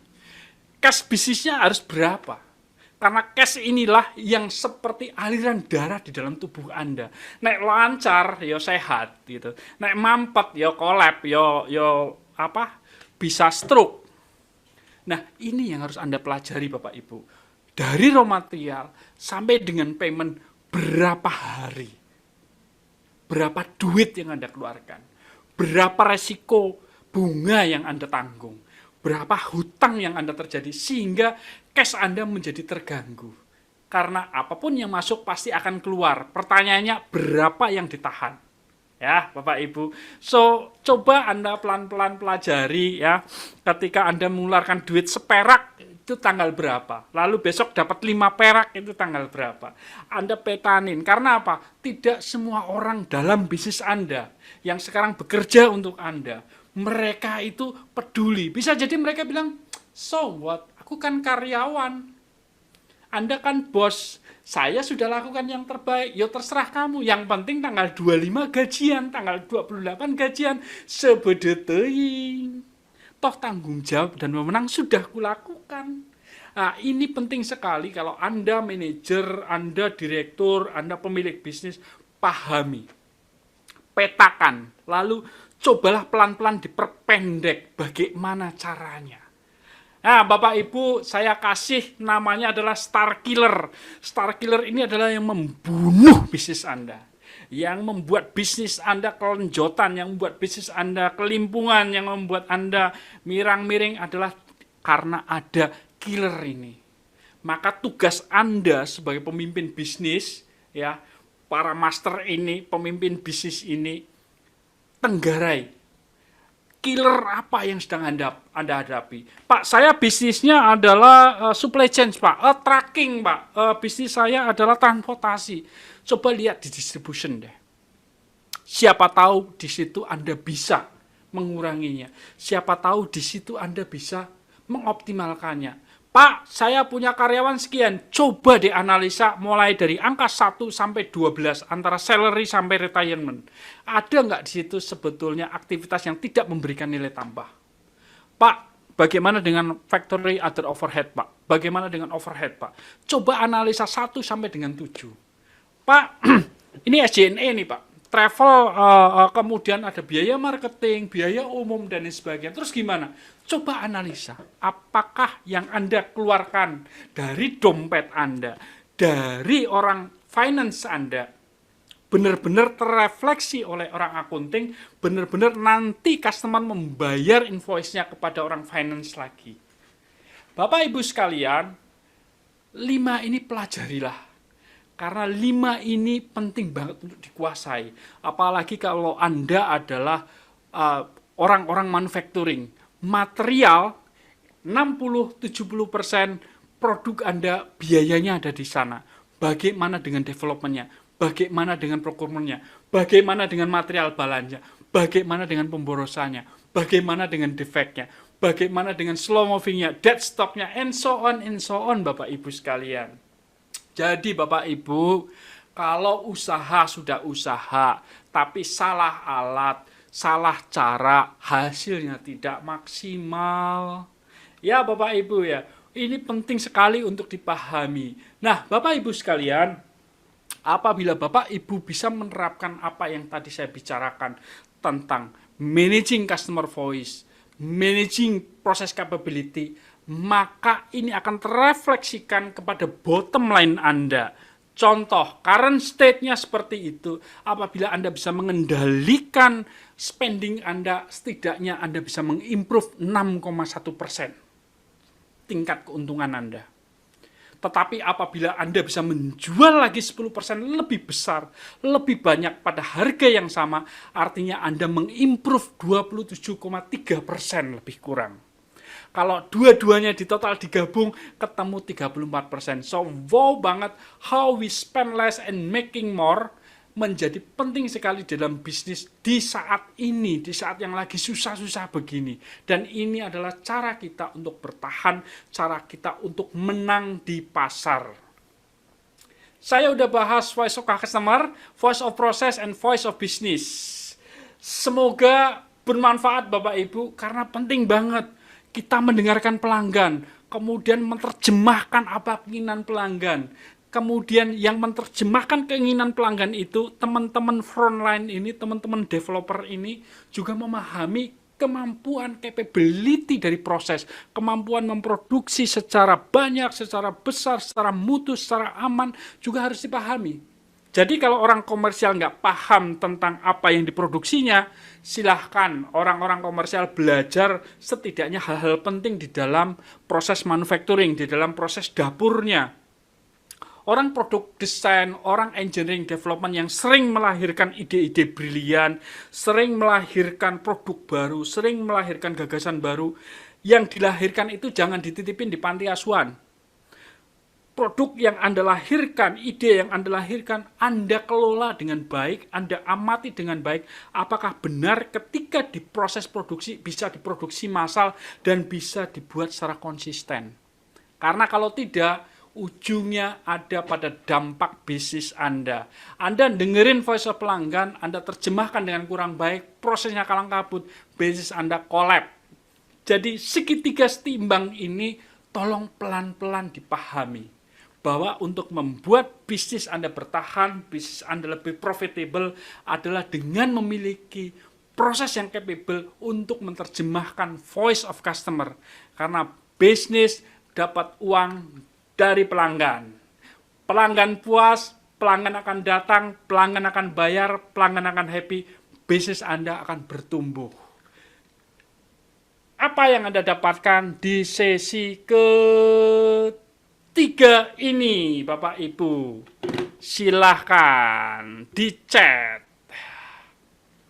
Open PO. Wah, untung Open PO bukan Open BO, Pak. Good. Open PO, jurnal, evaluasi bisnis. Good. Keren. Ayo, apa lagi? Ayo. Apa lagi? Spend less, making more. Good. Ayo. Dapat apa kira-kira? Efisiensi. Yes, efisien, Mbak. We must efficient. Artinya kalau kita bicara efisiensi adalah antara input dengan output harus menjadi kesetimbangan yang baik. Jangan sampai inputnya 100, keluarnya 80, 20-nya kemana? Menghilangkan waste. Thank you Pak Dedi Setiawan, Pak Bu Heni, Pak Suwandi. Continuous improvement based on customer satisfaction process. Oke, satisfaction. Wah, Pak Rafael, terima kasih Pak Rafael Gunawan. Kepuasan. Nah, ini penting sekali kalau kita bicara kepuasan. Bisnis itu bukan alat pemuas pelanggan, Bapak Ibu. Tetapi bagaimana menerjemahkan keinginan pelanggan di dalam proses yang Anda miliki sehingga bisa cuan. Jadi pahami ya Bapak Ibu ya. Is very good. Baik, keren banget. Terima kasih. Repeat order. Thank you Pak Rafael. Baik Bapak Ibu, dan itu kami bahas di dalam buku Lean Business Improvement. Anda bisa dapatkan di Tokopedia, dan Anda tidak cuma dapat satu buku, tapi Anda dapat tambahan 2 e-book, yaitu Lean Six Sigma e-book dan Managing as a Leader e-book. Jadi kalau Anda beli buku Lean Business Improvement, Anda dapat 2 e-book sebagai bonus.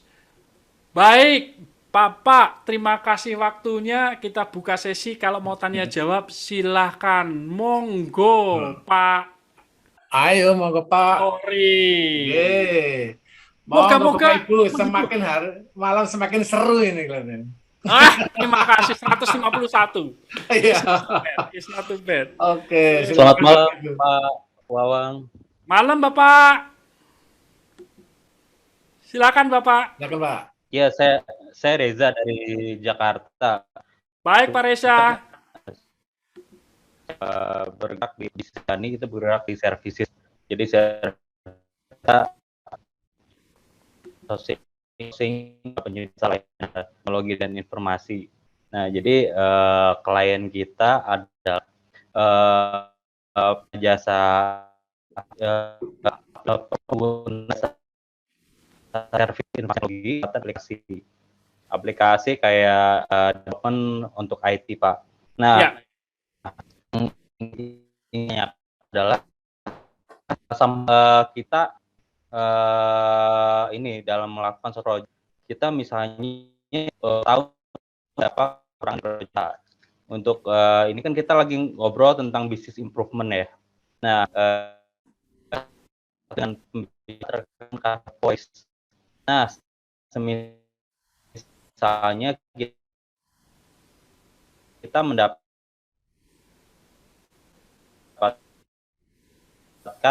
plan kurang baik nih dari customer nih. Nah, to improve the activity itu dari customer dan kita putus kelihatannya. Yang terbaik lagi di klien. Putus-putus. Membuat stigma. Pak, kalau bisa ditulis, Pak, nggak apa-apa. Ya. Boleh dipindahkan ditulis sih Pak ya, putus-putus. Saya agak berat mendengarkannya. Iya, putus-putus ini. Pak Reza, kalau bisa ditulis saja Pak Reza. Ditulis ya, Pak Reza ya. Monggo Pak Buhori. Solusinya. Nggih. Loh, mandek langsung Pak Reza. Nggih, silakan Pak. Berikutnya.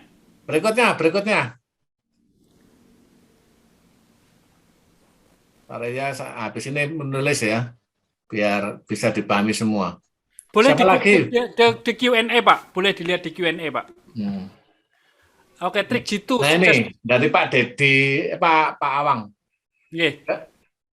Dalam hal delighter, apakah investasi dalam dikategorikan cost? Karena untuk mendapatkan margin tentunya memerlukan waktu.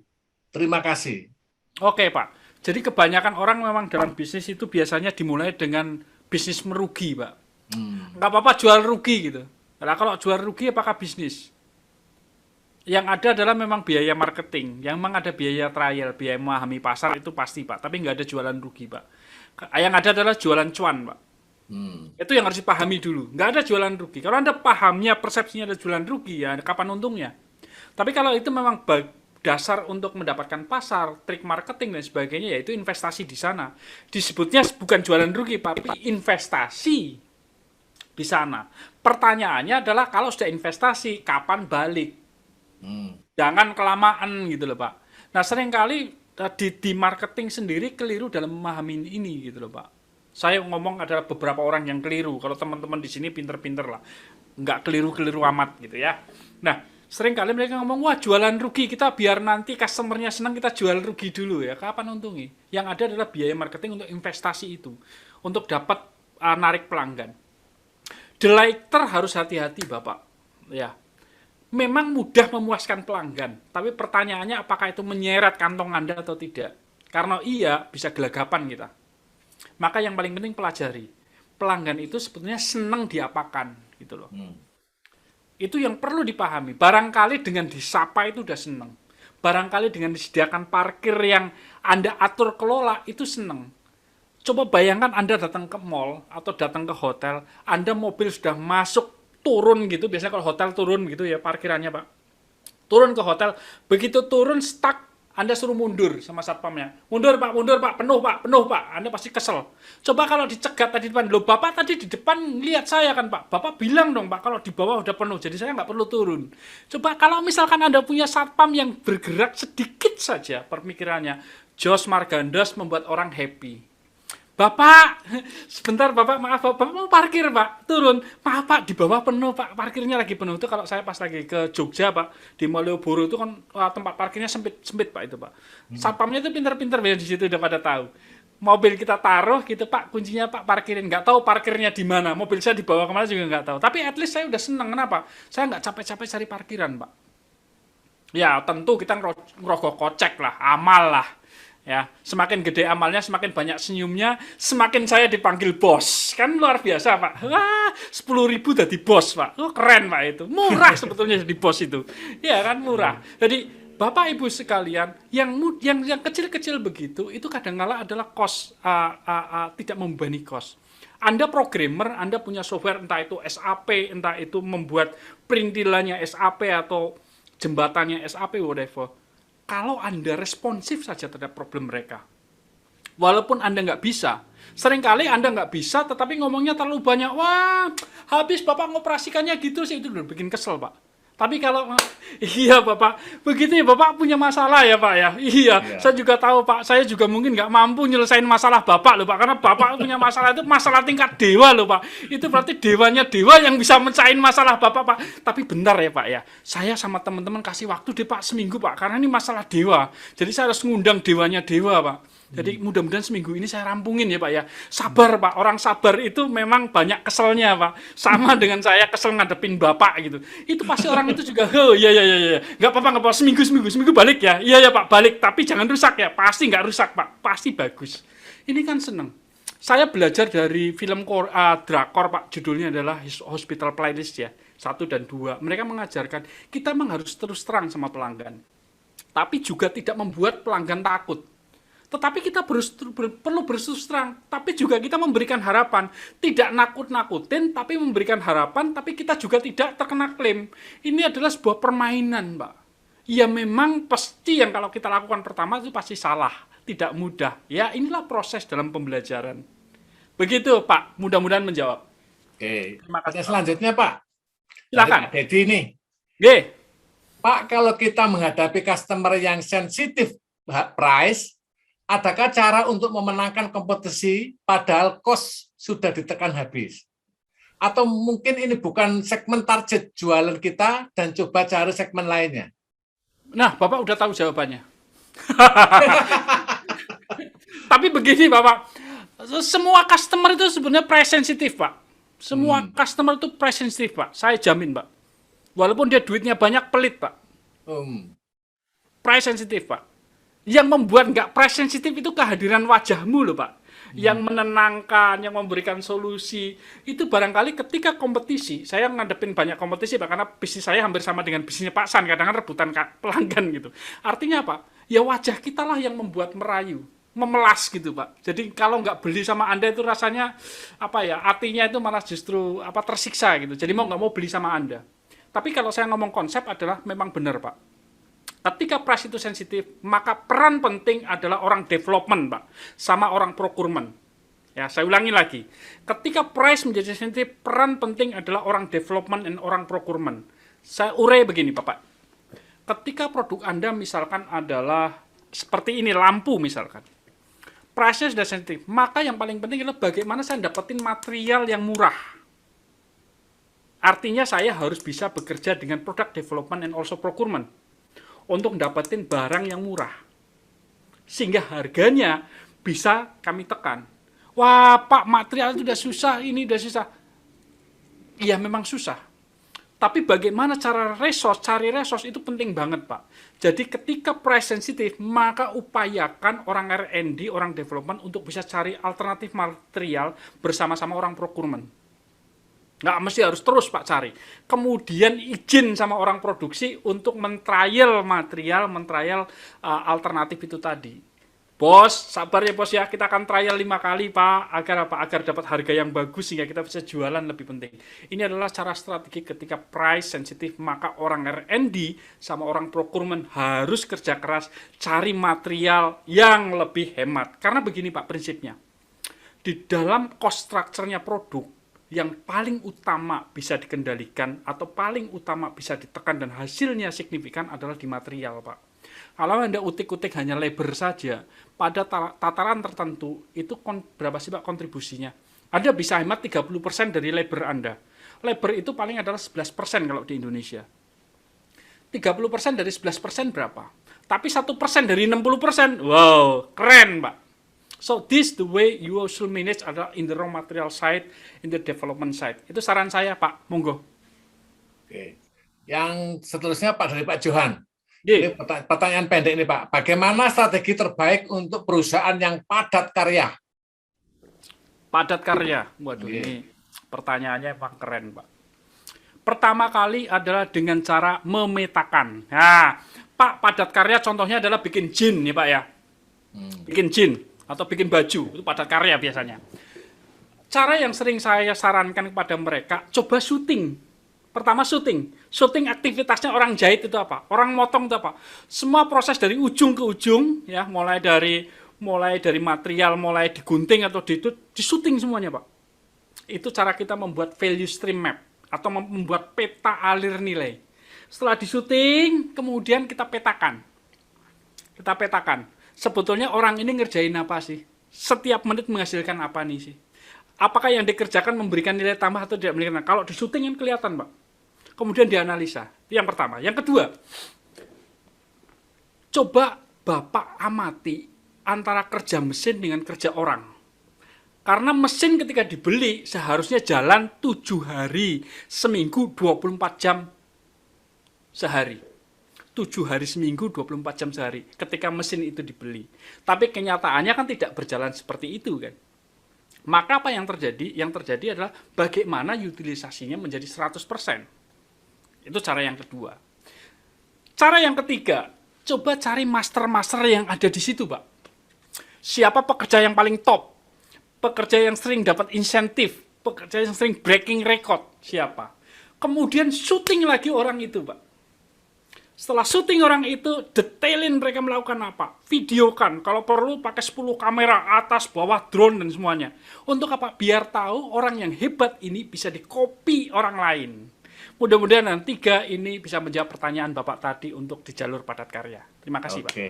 Ada lagi, Pak, dari Pak Tony Angganda. Ye, Pak Tony.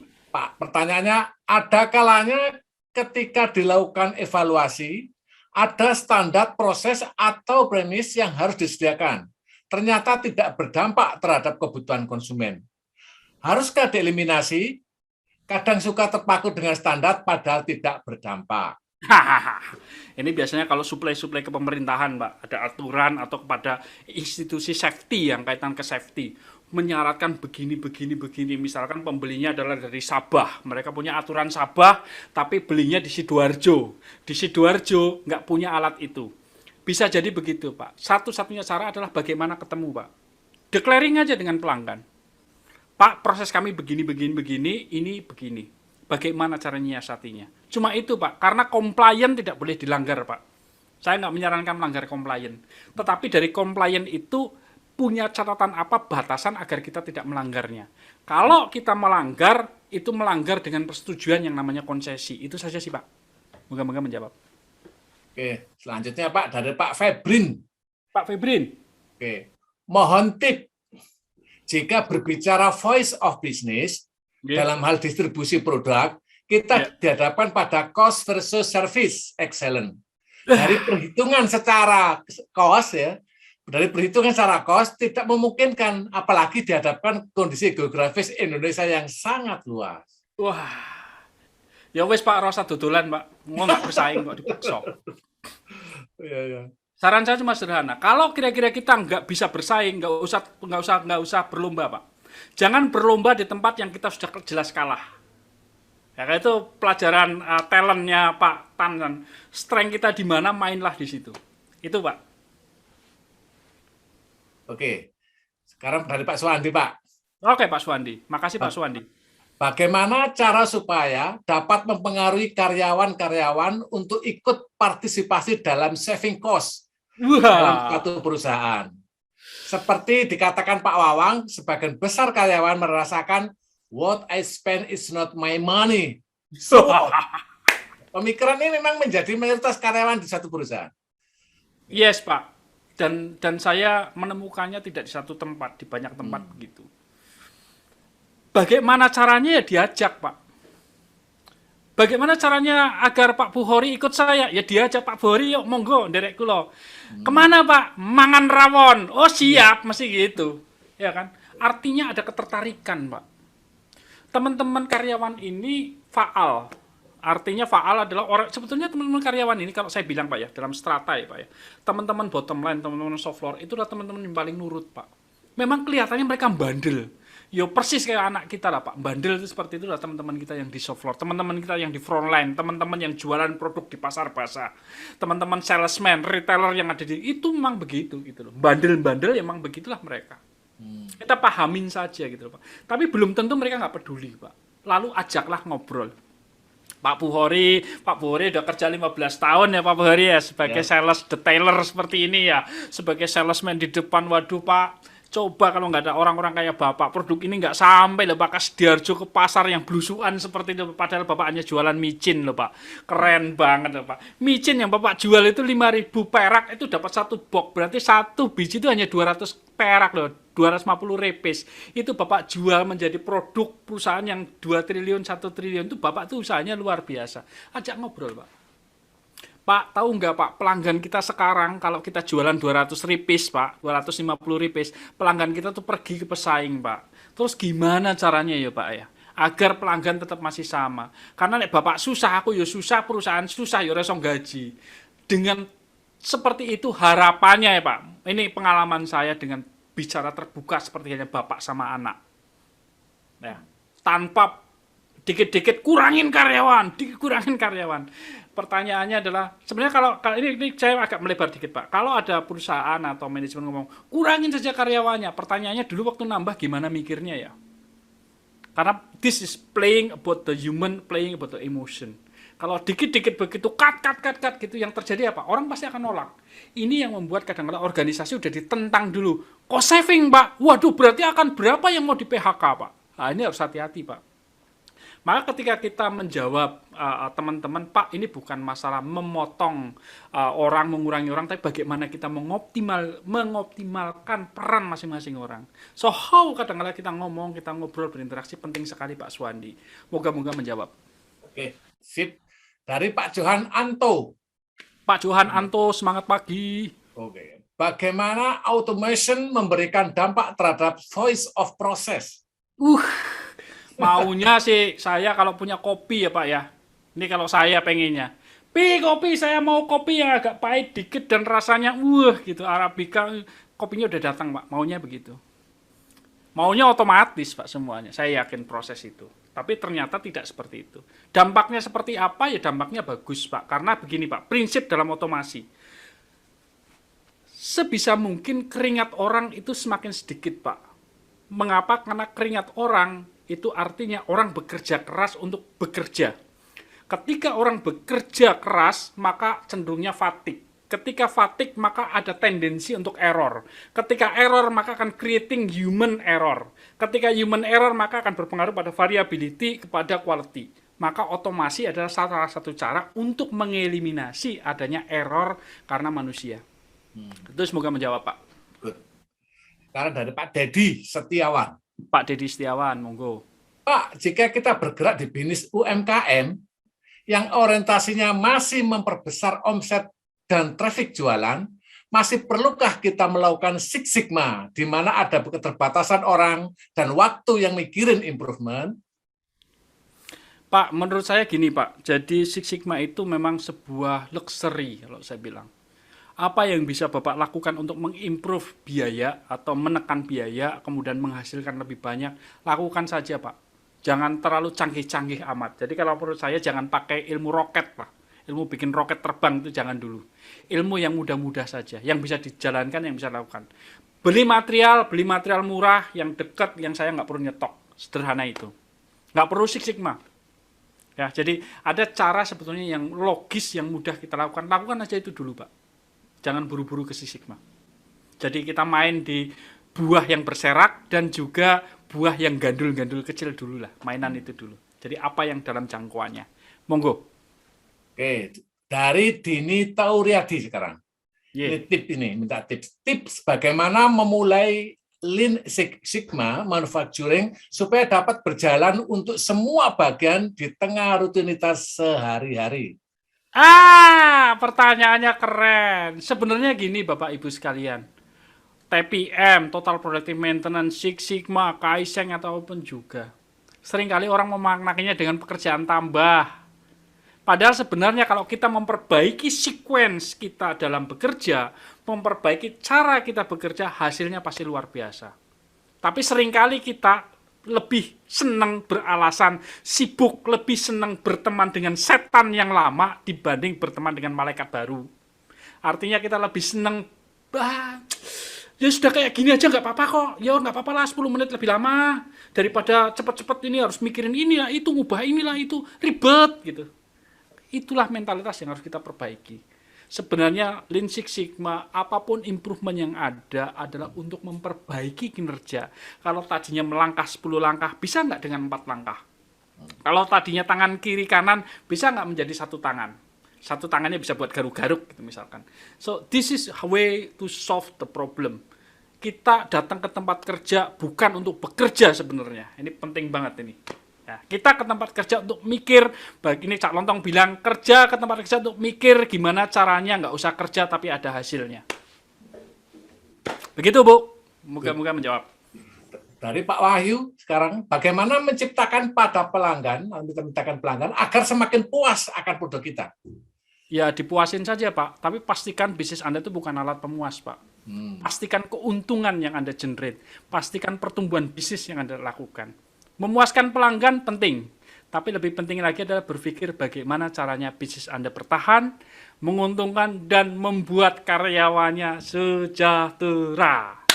Baik, yang di atas barangkali ada satu penanya, Bapak. Tadi kita jawab Q&A, waktunya tinggal 5 menit. Kalau tadi Ibu... Nggih. Pak Rafael, barangkali mau bertanya? Monggo Pak. Semangat pagi Pak Rafael. Ya. Selamat malam Pak Wawang. Semangat pagi Bapak. Halo. Anak-anak mau pamit. Halo Kakak. Selamat malam Pak Bukhari. Selamat malam Pak Rafael. Salam kenal ini. Pasukannya pamit dulu. Pasukannya banyak. Iya. Oke. Pertanyaan saya terkait apa yang kami alami dalam pengelolaan taman rekreasi Pak di Kota Singkawang. Izin Pak ya. Kami baru saja renovasi Pak. Renovasi berarti pasti ada biaya Pak ya. Biaya depresiasi naik. Ya, biaya untuk membuat perbaikan waterboom, keramiknya, and so on. Nah, Jadi pertanyaan saya, komprominya gimana nih? Sementara karakternya pengunjung maunya tiket murah, syukur-syukur gratis, Pak. Oh, iya. Iya. Jadi sering terjadi, Pak. Jadi sering terjadi pengunjung 10 orang mintanya bayar 3 orang, Pak. Ya. Alasannya, oh ini anak kecil. Ya. Tuh. Lucunya lagi, ketika masuk ke arena kolam renang, kan sudah ada tiket masuk, Pak ya. Kan kolam renang pakai tiket lagi, Pak. Ya. Itu minta gratis. Ya. Alasannya, saya nggak berenang. Ya. Yang Nonton. berenang anak saya. Ya. Yang berenang itu anak saya. Jadi yang bayar tiket berenang ya anak saya. Karena saya nggak berenang, Pak. Ya. Jadi saya jawab gini. Ya. Maaf Bu ya, ini bukan tiket berenang Bu, ini tiket Ya. masuk kolam renang, saya bilang gitu. Ya. Itu bukan tiket berenang, saya bilang. Ini tiket masuk kolam renang Bu. Gitu. Nah, akhirnya tidak ada pilihan, kami harus renovasi. Ya. Karena bicara kompetisi, bicara ya mau gimana lah ya, kita bicara harus modernisasi lah ya. Ya. Jelas budgetnya ratusan juta lah, itu udah pasti ya.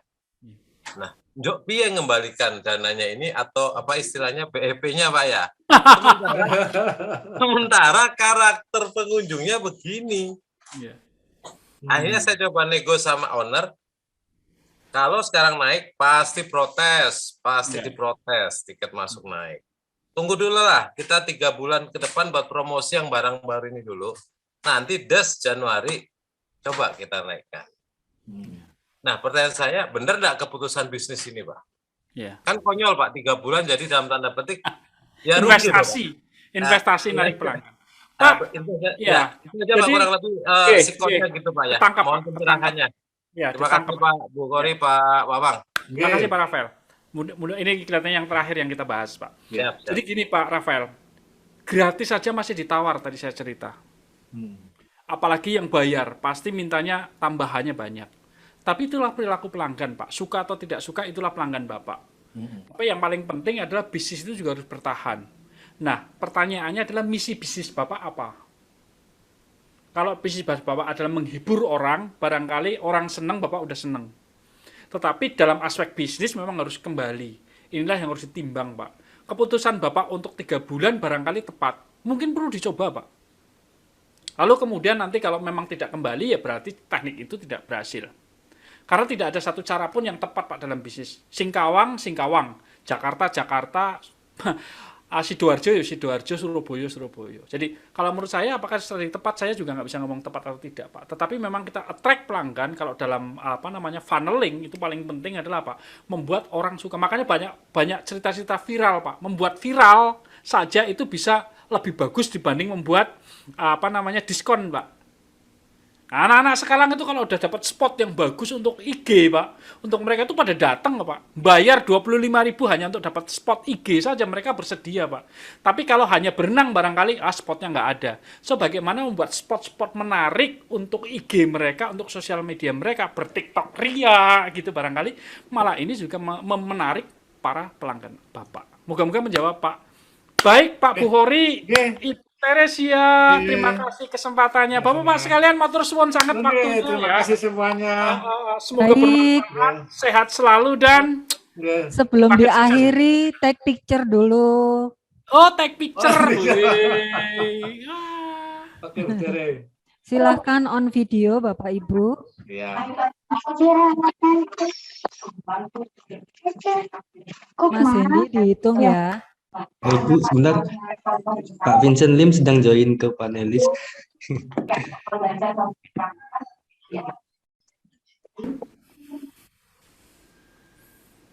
Terima kasih semuanya.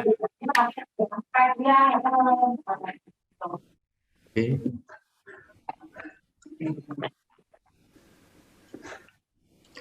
Satu, dua, tiga.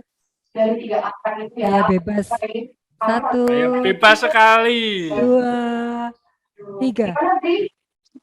Oke.